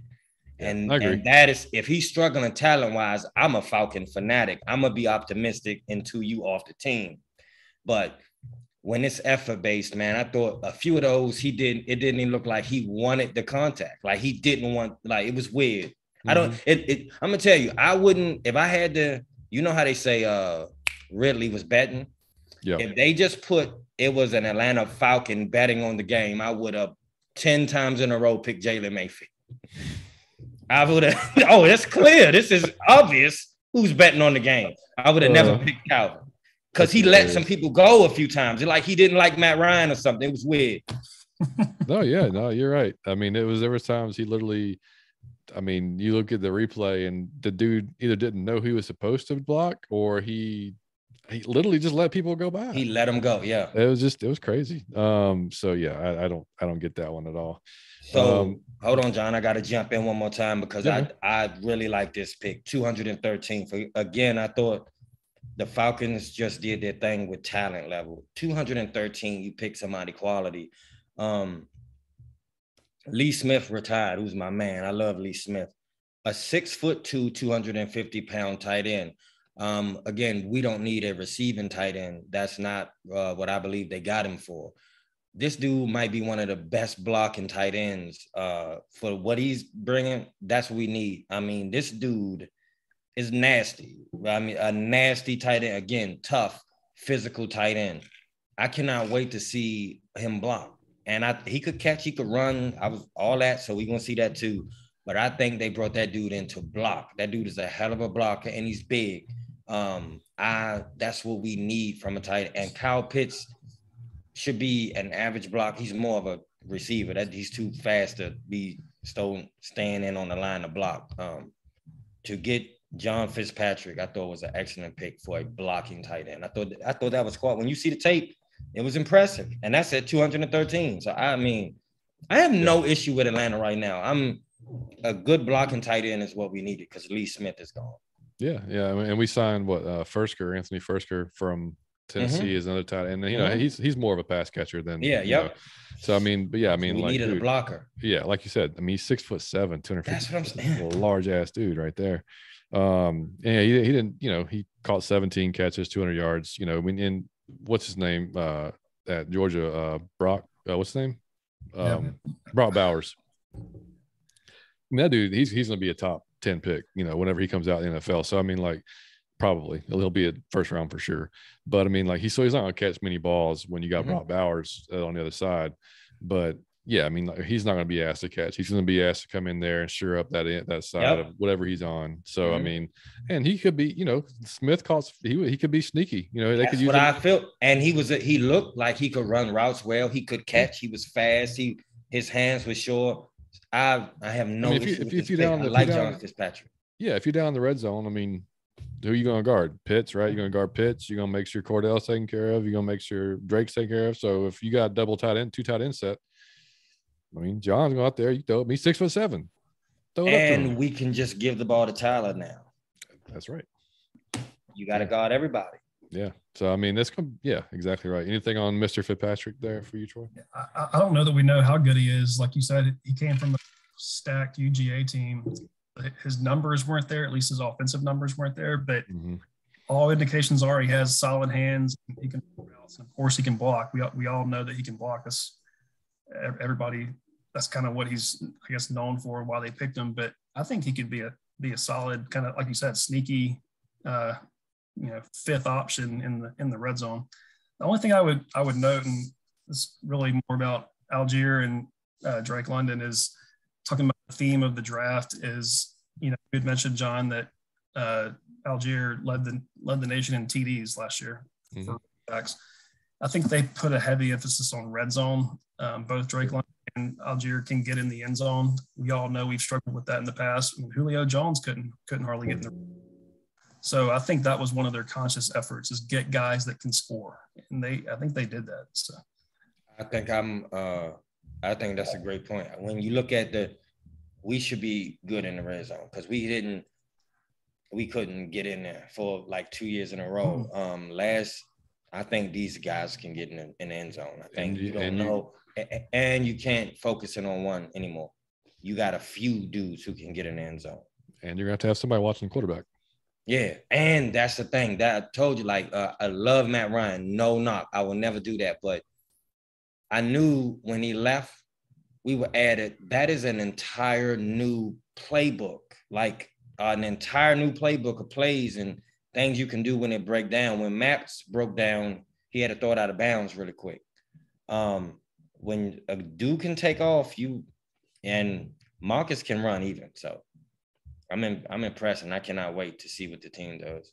I'm excited now. I didn't want Matt to go, but after Matt, I feel like I'm ready. Yeah, and I mean, nobody's talking about the Deshaun Watson debacle anymore, right? Yeah, yep. I mean, it's like they totally redeemed themselves here with this, with some of the free agent signings. That we didn't give him all that damn money. Oh my God. Yeah. I mean, it still. I don't want to get back into it. It still boggles me a little bit that was even a consideration based on just knowing what we need. I mean, yeah. I mean, to me, it'd have been like Troy. To me, it'd been like Kimbrel on the Braves a few years ago. And you've got a guy who your team is shit, but you have a closer that you're never going to use. Like, we'd have a quarterback with the team is shit. That was my whole thing, John. Like, why I wouldn't. We have to rebuild everything, so it's like having rims on a shitty car. Why did you go get rims? Like, why you got these amazing rims in your car and you're like, man, mirror has duct tape on it. Like the whole thing, like it scratches on it, like the bumper falling off, and you went and got rims. Oh, like, yeah, your damn muffler's dragging, dude. Yeah, and it's sparks flying and shit. It's smoke coming out the back. Like, but you went and got rims. I'm so glad that fell through. Even though I was excited for it for a small bit of time, in retrospect, man, that helped us that he didn't come to Atlanta. Like, I really wish I knew, though. Like, I'd love to see the what the proposed trade was. Like, how are they going to make that happen? Like, I would love to see that math. And that would have fucked us for a few seasons, to be honest. But now, just imagine next year when we got all the cap. Just imagine with these players adding on that, especially if we don't do too well and we get a high draft pick and we got the cap, and with these players, dude, we'll have like 110 million to spend next year, man. Yeah, so that we dodged a big ass bullet on that one. Big ass bullet. And side note, did y'all see the picture of Caleb McGarry last week? No. Yeah. Did you see it? Yeah, ripped. Looks like a fucking Viking. Okay. Yeah. Good. I mean, he's got the long hair. He put on some size. Like, he looks like a big, like, doesn't mean he can block anybody. Mm-hmm. But I mean, like, he definitely has been putting in the work. So, and they signed Jermaine Ifedi, to, I think, probably push. We talked about this, Mike, I think on the last show or show before that, to push him, at least right tackle, or even, because Jalen played right tackle in college, so I mean, like that, I don't know, who knows, man. I mean, that I guess we'll see. Well, the offensive line to me is still the biggest question mark, because you got two guys that need to make a huge improvement or be replaced. So now, John and Troy, do y'all remember Toby was on and the pound for pound guys, and they were telling me it was a nasty offensive lineman. You recall that dude? I was just want to know where he went. The one y'all said he do a little bit like extra after the play. Draft or free agent? Draft. He was in college, but he was doing extra after the play. He was just a nasty offensive lineman. And that's because I said I wanted a nasty offensive lineman, and y'all was saying, y'all was raving about one specific dude that y'all was like, he do a little extra after the plays. He had an attitude. Was that not Bernard Raymond? Nah, he had a funny name. I don't know. I gotta check. Was he one of like the top tier guys? Top tier offensive lineman. I thought it was not Raymond from. He was from Austria. No, man, this dude so had the NC State guy, Ike Kwangu. Yeah, and then Evan Neal from Bama, Charles Cross, Mississippi State, went top 10. Let me just put in this real quick. I forgot who that dude was. I just want to know where he went. So, because that's who I wanted. I thought that was going to be an amazing pick for our offensive line. Yeah, there were 3 offensive linemen in the top 10. That's crazy. Yeah. I'm pretty sure, dude. I'm pretty sure it's Bernard Raymond, dude. Raymond? Yeah. It may have been Bernard Raymond. I would have loved. I'm just looking at some of the Senior Bowl, because that's we talked to them right after the Senior Bowl. Because he was in the Senior Bowl. Yeah, he was throwing people around. Yeah. Yeah, it is. And he went to the Colts. Oh, are you joking? Yeah. Matty. I love you, Matt. Congrats, buddy. Hey, they did good. So they went and got him a nasty offensive lineman, a big wide receiver. Oh, you know what? No, it may have been Trevor Penning. Was it Trevor Penning? That's who it was. Yeah. That's who it was. What is his name? Penny? Is that what you're saying? Trevor Penning. Now, where did he go? Troy, you want to look that up? Trevor Penning? Yeah. So I'm sad to inform you guys, he went to the Saints. Did he really? Late first rounds. Mother.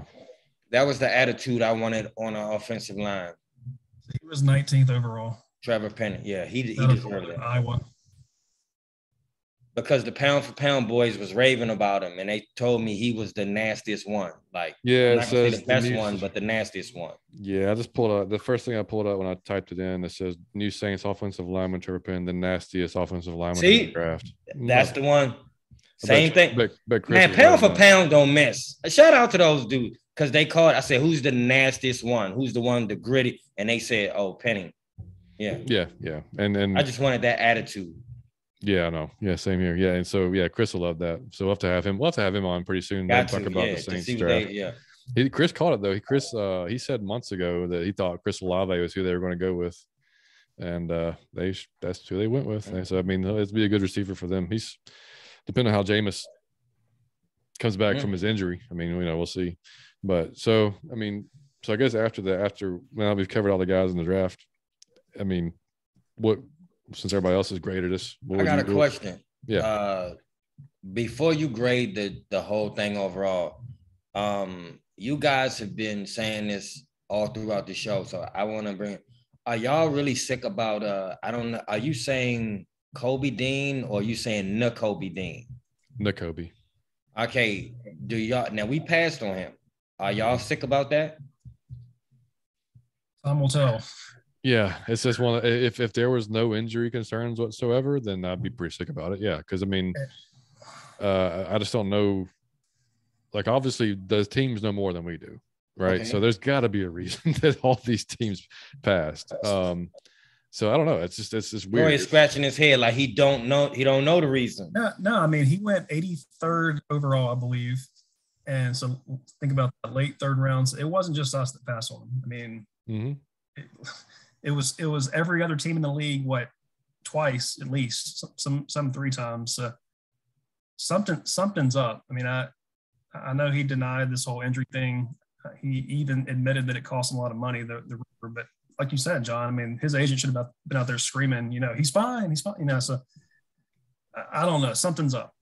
Yeah. If he is healthy, then yeah. I mean, I think the entire league's going to be he's going to be on a revenge tour for showing. I mean, he's going to have a fucking boulder on his shoulder. I mean, for getting passed up with all those guys. So I mean, because I mean, dude, he was a top, like I said, top 20. He was basically where he was projected the entire pre-draft season. You know what I mean? So I mean, that's you're talking about the leader of the best defense in college football. So I mean, it's he's a tackling machine, smart guy, gets his guys in place. It's set. I mean, yeah, if he's healthy, he's going to be a stud for Philadelphia. I hate to say it, but yeah. Yeah. All right. So if you had to grade the overall Atlanta Falcons 2022 draft, what would you give? I just want to start because I'm optimistic. I say A because I think Super Bowl every time. I think I'm going to say Super Bowl. I'm calling Super Bowl with Marcus Mariota. That's what I'm doing. That's how excited I am for Troy Anderson. Okay? I'm calling Super Bowl with Troy Anderson now. I think we should all go put down $100 on it. No, you see? Yeah, there we go. I will go put on it. I will. I said I love the picks. But again, I will give a small asterisk. There you go, Troy. So this is from last year, unfortunately. 50 to win. Hey, I'm gonna go put 100 on. I swear to God, I'm gonna just do it just cause. But 1 year you'll hit, hopefully before we die. 1 year before I die. I'm telling you. That was 100 to 1 odds. So I've got plenty of years to get those odds. Hey, I got it. Yeah, I've got to take those odds. Just in case I win. But I'm gonna do A, and I'm gonna say that. But again, I give a small little asterisk to say I could be this impressed because it's the only I've ever known who we drafted, and I knew about the players. I know what they bring to the table, and I know how they fit in the specific system we run. So maybe I'm like so skewed, and I'm so excited for Troy Anderson and D'Angelo Malone. I cannot wait. And these were later picks, so I'm just going back to what John said. If you can pick talent, you can pick talent. And if you went to Montana State and Western Kentucky, if you was looking like that even Troy didn't know. Troy is the expert. Okay, Troy like Pat Summerall. Okay, when Troy miss it, you was doing your fucking job. So I respect it, and I'm going to say A, and I'm just so excited. My whole thing was Matt Ryan. When Matty left, now I'm just excited for the youth. So I say A. Yeah, Troy. I'm with you, Mike. Maybe not as optimistic, but I would say A-, B+. I'm good about it. And I was cautiously optimistic going in, thinking, how are we going to screw this up? There's so many needs, we're going to draft a punter kind of deal. But no, I think they went a long ways in addressing the many needs that we have. And y'all heard me on some of the preview shows, and I was edge. I wanted to go edge at 8 really originally, but no, I think it couldn't have worked out better, all things considered. And I'm happy overall, man. I think they got 7 potential studs. Now, John is going to be the hardest one on it. I'm telling you, I could see it in his face. I know John so well. John will. I'm dying to hear if John give him an A, a B, or a C. I don't think he's not going D. What do you say, Johnny Yates? C+. No, I'm just kidding. No, I'm come not, on, I'm man. Not, no, I'm not at all. No, dude. You're gonna catch me. You're gonna catch me being optimistic this time, man. Oh, Johnny Yates, I got it. So you say A or B? I say A, man. Shit. Okay, why you say A? Because I mean, because of how it all fell. I mean, like I think it's just if things are that were out of our control would have happened, and we maybe would have not got Ebiketie and stuff like that would have happened, or then if, like I said, if it goes back to if we don't draft Ebiketie there, then Drake looks like a reach. It looks like, well, damn, we should have took an edge rusher there with as deep as the receivers are. We could have got whoever, maybe a Pickens, maybe somebody else at that time later on. So, the fact that the way that it fell, and then after we get our first 2 guys, finding the value in Ritter at, like we said, at 74 or whatever it was, and then getting Anderson, who was on nobody's freaking radar, and then, of course, you just basically filled a need. You got some competition for Jalen with Schaefer. You got a blocking tight end. You got 2 edge rushers, which we needed. You got a linebacker that's going to either replace or challenge Dion. I mean, we got the running back. Yeah, dude. Yeah, that's my favorite guy. I left me in the running back that that I wanted from the get go. So I mean, yeah, we had so many needs, like Troy said. We addressed every single thing we got. There was a need for it, and like we said before too, we're not gonna fix everything with this draft or free agency. It's going to take a couple of years to really come. But man, like if this is the start, if this is or like the base of what we're going to build on, then I think we got a pretty solid base to build around, especially if the guys, that we think, like I said, dude, if 4 of these 7 turn out, then that's a big plus, So I mean, and you would like to think London's going to be a hit, Ebiketie is going to be a hit, Ritter, you cross your fingers, is going to be your quarterback, Algier, man, I don't see how he doesn't succeed in the league just based on his mentality, the way he runs, what his skill sets are. That's 4 right there.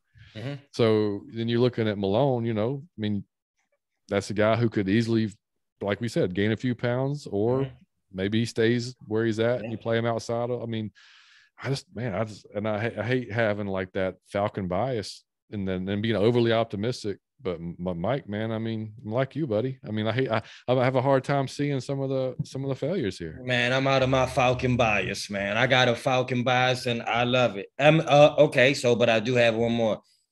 We drafted 8 people. You already know my favorite is Troy Anderson. Troy, who's your favorite? Who's the one person that stands out to you as the one you think is going to be one? I wouldn't say guaranteed because, like you said, you don't know. But who do you think is most likely to be a stud? I hate to even to go there, but I think I'm with John on Tyler Algier. It's, to me, like so often the lower tier guys have that chip on that shoulder and come out just with that fire. And I think he's going to be one of those guys. I mean, I kind of like BYU guys in general. They're really all of these guys. Another thing that we didn't really talk about is I think every one of these guys, except maybe Fitzpatrick, are captains on the team. So they obviously went heavy on leader type players. But I think he's got all the intangibles to just have a chip on his shoulder and really run hard and be a successful NFL player. So I'm excited about him, especially for where we got him, a value pick. And then I would like to think 5 years from now, I'll say it's Desmond Ridder, to get him as a third round. I mean, like we all talked about, he could have easily been a first round pick.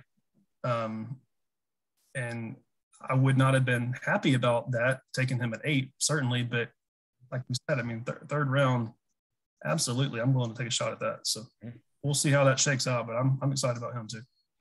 John, are you saying Tyler out of the 8? You saying Tyler too, or you got somebody else? My favorite? Yeah. Who do you think is the most, like, I wouldn't say guaranteed, but most likely to be that dude? I really think Drake's going to be a hell of a receiver. Like, I think, I mean, as far as like just, I know he's number 1 pick for us this year, but I mean, like, I think overall the top side of the ceiling for him, Mike Evans or above, I think, like he can be that type of guy. But yeah, I mean, I'm with, my guy, Algier, man, like Troy said, I mean, I hate, and look, football more than any other sport, man.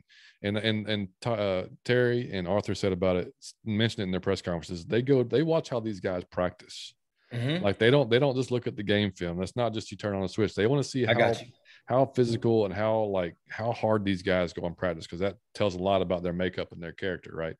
So, and football more than any other sport. Like if you are, if you have that chip, if you have that fire, man, that pushes you, even though you weren't maybe a high draft pick or you weren't, if you've always had to fight for it, to me, like I want those guys, man. I want those guys every time.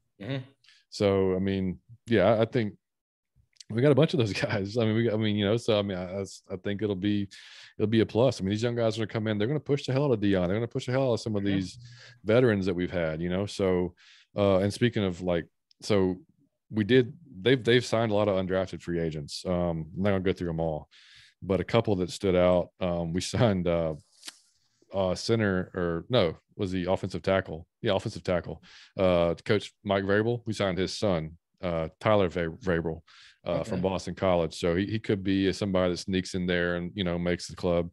And then a sneaky receiver that we got, Tyshawn James out of Central Connecticut. Yeah, so he might be a guy. And then I didn't know this, but Brad Hawkins, safety from Michigan, which is, I thought he might be interesting to watch because he was pretty solid at Michigan. I was kind of surprised he didn't get drafted, to be honest.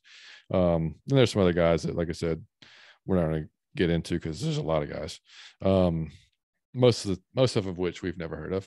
And then my wide receiver, kick returner, Jared Bernard out of Ferris State, well-known Ferris State. Love Ferris State. So yeah, I mean, we'll see how it all breaks down, man, over the next I think the OTAs and this is gonna be just a fascinating off season, man. Like once we get things going, see how these guys respond to the competition and because the running back room, you're looking at Mike Davis, Quadri Allison, Algier, I guess Cordell, occasionally. So I mean, and then the dude we got from the Bears, what's his name? Damian Williams.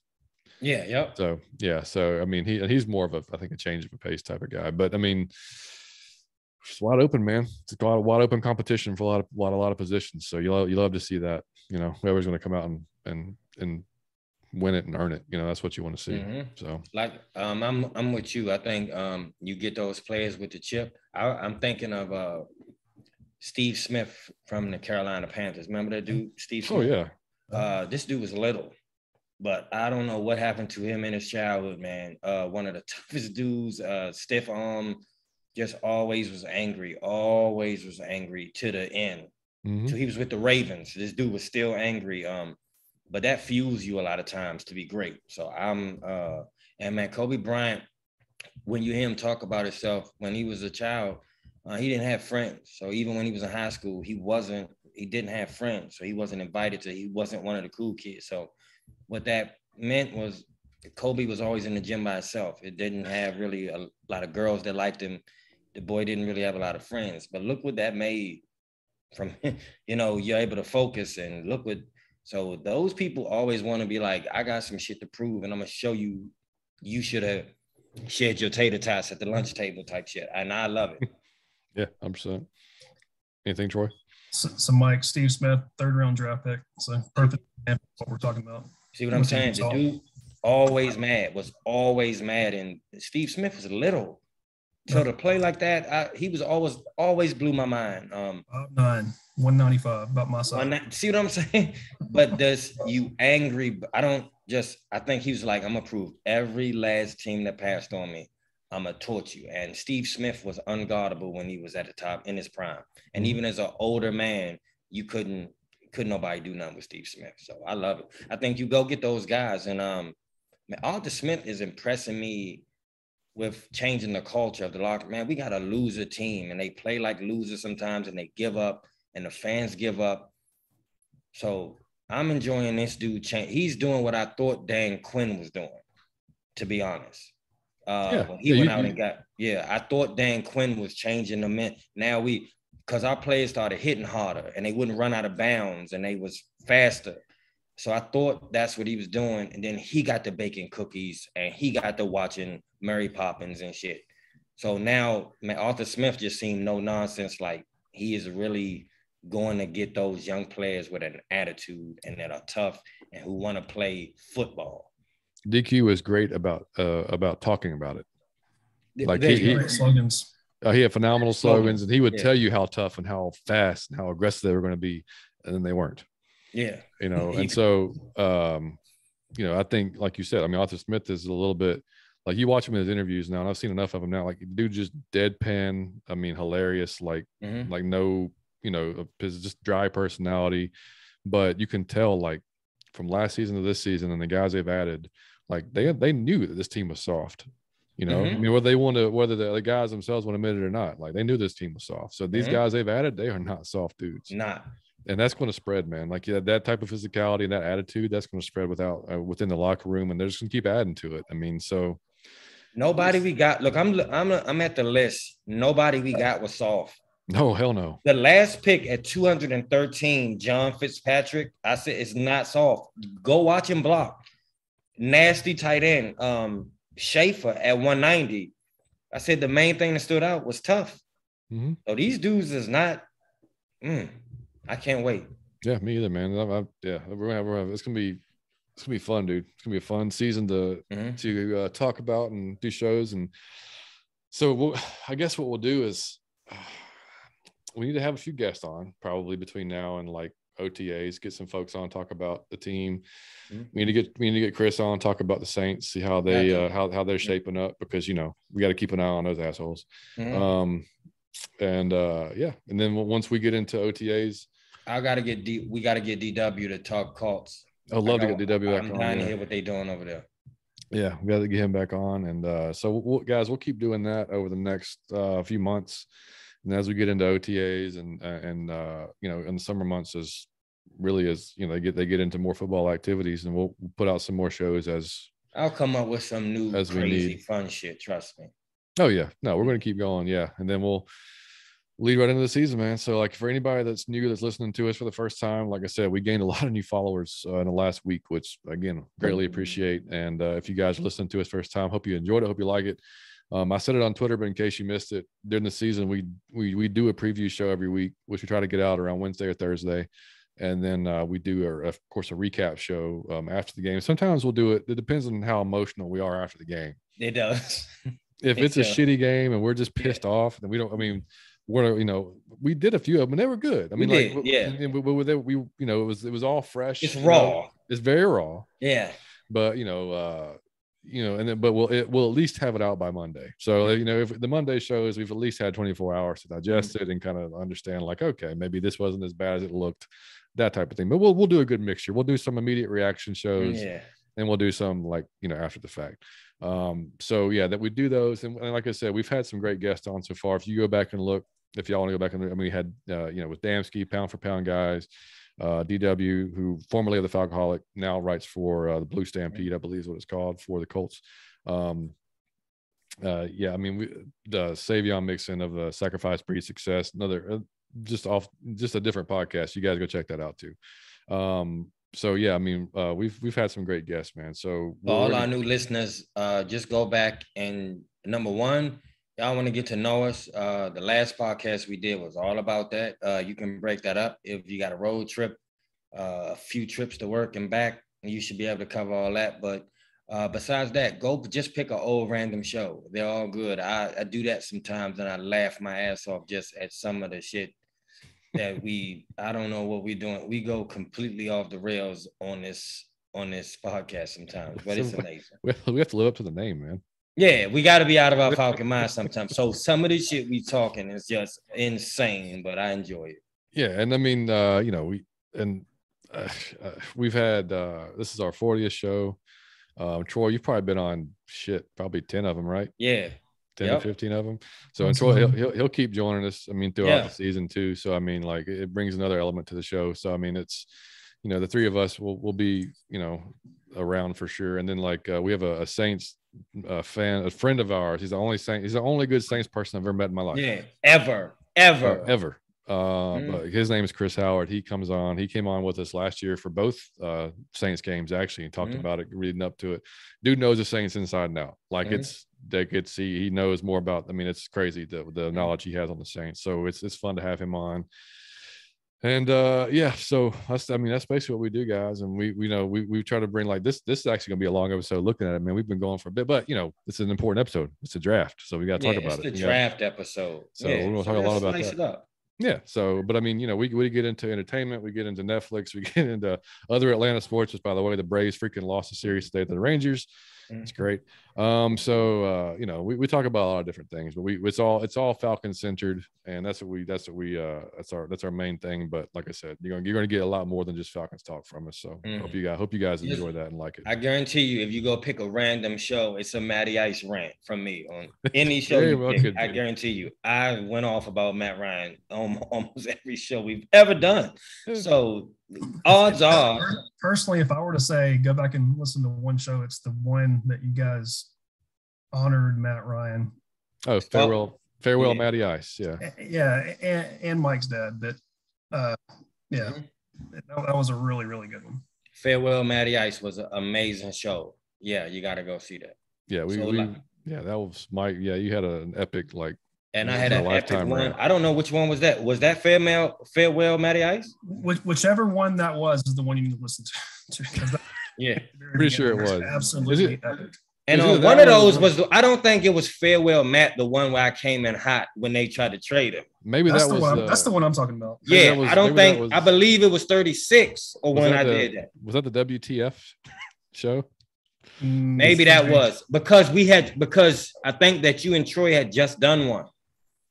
And like 3 days later, we had to do another one. Remember? And we've got 35. Episode 35 is what the fuck. That's that was basically when the Watson thing just happened, and then like when the Watson thing broke down, we did how did this Falcon happen? Episode, so no, which was 36. I think it might have been that one. My favorites, man, was 35, 36, and 37. It's probably safe if you guys just go back and listen to 35, 36, and 37. Then you'll definitely be. Hey, just because I do that all the time, man. I played 35, I played 36, and 37. So if y'all want some classic shit, 35, 36, and 37 are classic out of your Falcon mind shit. Yeah, there you go. So how about this? To end it off, we got to do it every time. How about overrated, underrated? You still want to go? I don't have any today, guys. Troy says he don't have one today. So how about me and you, Johnny? Yes, you want to do it? Hey, Troy, how about if you go last? If you just give us one, just go last. I'll go ahead. Okay. Oh, hold on. I'm gonna see if I got one. I got one for sure. Okay. I'll go overrated, and I'm gonna go speeding. Okay. I'm gonna tell you why. I like this. I'm gonna tell you why it's overrated. However, it feels good. It feels good as shit when you playing that one song and you get to going fast. But I'm not talking about me. I'm talking about you speeding. Here's why it's overrated when you speed. Because just think about have you ever had a person who almost killed themselves? They went in and out, or they did something really risky. And then you stopped at a light and you were sitting beside them anyway. Dude, they ended up at the same light. This is why you and I are doing this show, because I swear to God, I'm not lying. I thought about doing this very thing on Underrated Over like 2 weeks ago. Dog, I love you. Literally, like your exact sentences. Like I literally, this dude damn near rear-ended me, and then sped around me, and then like let's say what you just said. 2 lights down the road, I'm like, hey, what's up, dude? You right there with them. I'm glad you got there so quickly. And here's the thing. I just want y'all to do. I wasn't good at math, but we're going to do a small little math problem, okay? Speeding makes sense if you're going long distance. If I was to drive to DC and I was doing 80 or I was doing 60, that would make a difference. If I got a job that's a half an hour away, me risking my life going in and out, I'm probably, even if all goes well, I get there 2 to 3 minutes earlier than I would have if I would have drove a regular pace. So you risking a ticket, your life, your car, and someone else's life and their car to swerve in and out to get to a destination that's not far. You want to save 2 minutes. So don't get a speeding ticket that's $200, $300 to save 2 minutes. And don't just that. It makes no sense. You will, if you don't plan on speeding through the light, then don't fucking speed. You have to stop at the light anyway. It doesn't make sense. Don't just go in and out of traffic. A lot of people can't drive. You will startle the person. And even if you get away, you scared this person into hitting a railing or doing something else. It makes no sense to speed. So that's just overrated. It feels good when you're on the highway in like early morning. That's when you can go a bit faster. There are less cars. You could put your music on and zone out and you go a little bit faster. That feels good. But when we in rush hour traffic, man, Georgia got notoriously horrific traffic. So speeding through cars in Georgia, if you want to speed, get all the way in the left hand in the easy pass lane and just take the ticket. Yeah. Just drive and you can go past all the traffic. But don't be in traffic doing that. That's fucking dangerous. It's uncalled for. And you won't get there but 1 to 2 minutes early. I'm sorry. Yeah. So that's my overrated. My, okay, I'm going to go underrated. I'm going to say, okay, I got one too. Living beneath, I'm going to say, is that one? Beneath your means, or however you say it, under your means. Within your means. Yeah. Okay. Below your means. Here's why I'm saying that. A lot of the world is broke, okay? But but a lot of people have a job. Here's a quick, again, this is math. I'm out of my Falcon mind with math. I don't care if you only make $40,000. If your expenses rival $40,000, you are in a world of trouble. You can't have one mess up when you live in that life. If your tire is flat and they tell you it's going to be $200 to change your tire out, you fucked yourself for the month. So if anything, if your kid fall and they break their arm, you fucked yourself for the month. You cannot have one incident when you're doing that. Don't always rival your expenses with the money you make. It makes no sense. I don't care if you make $60,000. If your expenses are at $40,000, you feel rich at times. You feel like, hey, I can do anything I want. If I want them shoes, I can get them. I want to go out to eat, I can do that. I want to go to game, I can do it. You feel rich even though you're not. It's still a rich lifestyle. You can do what you want. You can travel, you can save when there's something that happens like the tire, you aren't pissed off and you don't have to rack up credit card debt. It makes no sense for you to keep your car below the amount you make. Your clothing should be below the amount you make. Your home or your apartment should be below the amount you make. When you do this, you'll always have money. You won't be stressed out over money. You won't feel like I'm going to work for no reason. I'm still fucked up. I'm still poor. I'm still struggling. You wouldn't have that total stressful feeling all the time if man, I know people in a shitty apartment who drive Escalade. It's mind blowing. I seen people at the bus stop with like Gucci shoes on. This shit is mind blowing. What are you doing? Man, stop. Live below your means. It should be a cushion. It should be a cushion between the amount you make and the amount you spend. It should be the bigger the cushion, the more comfortable your life will be.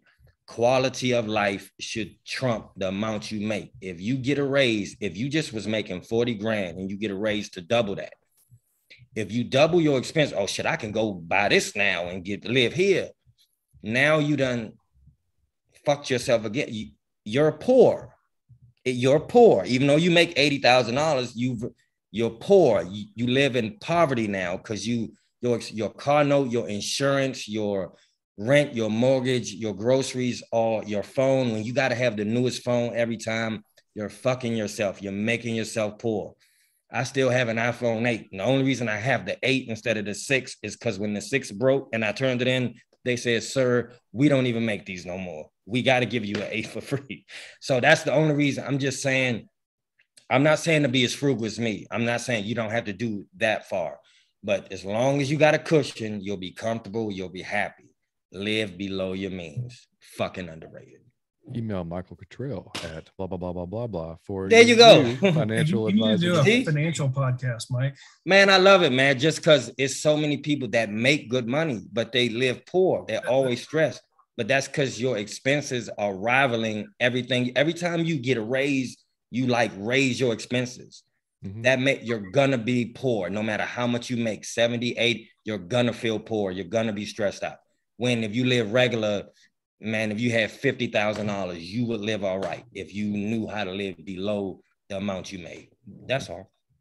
I think it's Dave Ramsey that says broke is temporary, poor is a state of mind. And it is. It's a state of mind. What your income is, there's people that make $500,000 a year that are still broke. Yep. You know, they spend every dime of it. So I think that's good stuff. Yeah. But that's it. Cool. I have an overrated. Come on with it, Yates. And it is nothing to do with it's not going to help your driving or your financial ability to Mel Kiper at ESPN. Okay. This dude has made a living on, I don't even know what it was, Troy, 40 years, 30 years of not predicting a damn thing right on the draft. Weatherman. Yep. I mean, he will tell you that, they're going to draft, this team's going to draft this person. Here's your top. Like, kudos to you, man. Like, you've made a hell of a career and not knowing a damn thing. Like, it's amazing. Like, I mean, like, how do we get that? I mean, because we did the same thing, Troy. We came and we talked about these draft picks. I did at least 55 mocks. I didn't get one right. So, and I think I'm just as knowledgeable on these guys. I don't know. I don't have the guys I can't look at my phone and call an agent or a dude at a team. But that just goes to show you, man, like you're not in these teams meeting rooms. Like you're not, you can know whoever you want. Like the fact that every year, man, I mean, he predicts so, and I don't know what his hit percentage is, but it's got to be terrible. So yeah. It's terrible. I bet they would never publish that because you wouldn't know. But it's terrible. Yeah. I've heard it said before, whether it's Mel Kiper or PFF or Wall Street Football or any of these scouting agencies, that if they were really any better than team front offices, they would be working for them because they'd be making a lot more money. I'm sure Mel Kiper makes good money, but great point. The true experts are sitting in front offices for these NFL teams. Yeah, I mean, this dude, he can talk in front of a camera and he can, that's why he's doing what he's doing, So, and he's done, like I said, done it forever. So obviously he's got contacts out the yin yang to talk to, which is great. But the fact that, like I said, man, every year it's the same show, and every year it doesn't get anything right for the most part. And, nobody says anything, but he'll be back next year. It doesn't seem like the teams pay that much attention to the most best available staff. Not at all. No. Not at all. No. But that's all. That was it. I just had overrated. That's just one that came to mind. Troy, you got anything? You good? Oh, you got anything or no? So I'm going to go a lot less deep than both of y'all, but since y'all put me on the spot, Mel Kiper's not very deep, but okay. well, definitely less deep than Mike's financial advice. But no, this is just fresh on my mind because we just went there today. Rated. So back in the day, John, when me and you were kids, you could pretty well feed a family of 4 for like $15 at Taco Bell. So today me and my family of 4 were running around and we were in a hurry. I was actually trying to get back for this earlier. So let's go to Taco Bell. We hadn't been there in a while and definitely overrated. It's not as cheap as it used to be. I think we got out of there for like almost $40.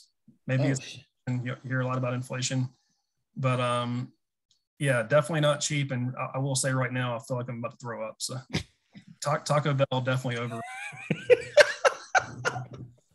Taco Bell will blow your ass out.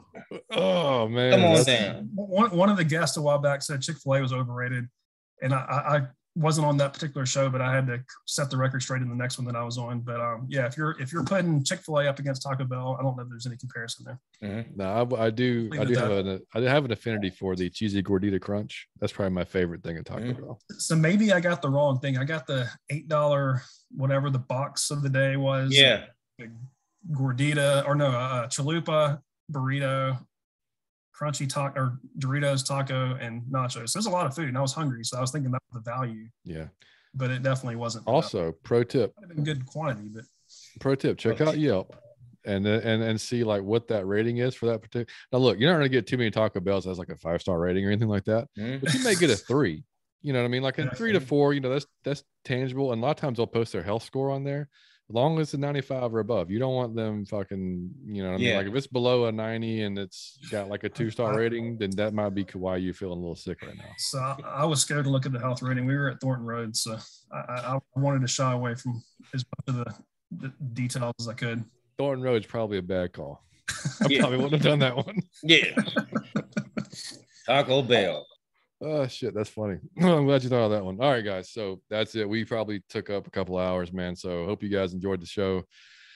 Go on to, if you're listening to us on iTunes or Spotify, leave us a 5-star review. On iTunes, you can write us something on iTunes actually, and click a 5-star review. If you write us something, we'll definitely shout you out on the show. We greatly appreciate that. It helps us move up the ladder of Falcons podcast. So when people search us, or they search Atlanta Falcons podcast, we come up. You guys can email us questions, show ideas, comments, anything you want. atlfalconfancast@gmail.com. You can follow us on Twitter at Out of Your FN Mind. You can follow us on Instagram. There's a Facebook page you can like. We do 95% of our social media through Twitter because that's just the easiest thing for us. A lot of Falcons fans communicate there. We have met some great people there, so we're going to keep on doing that.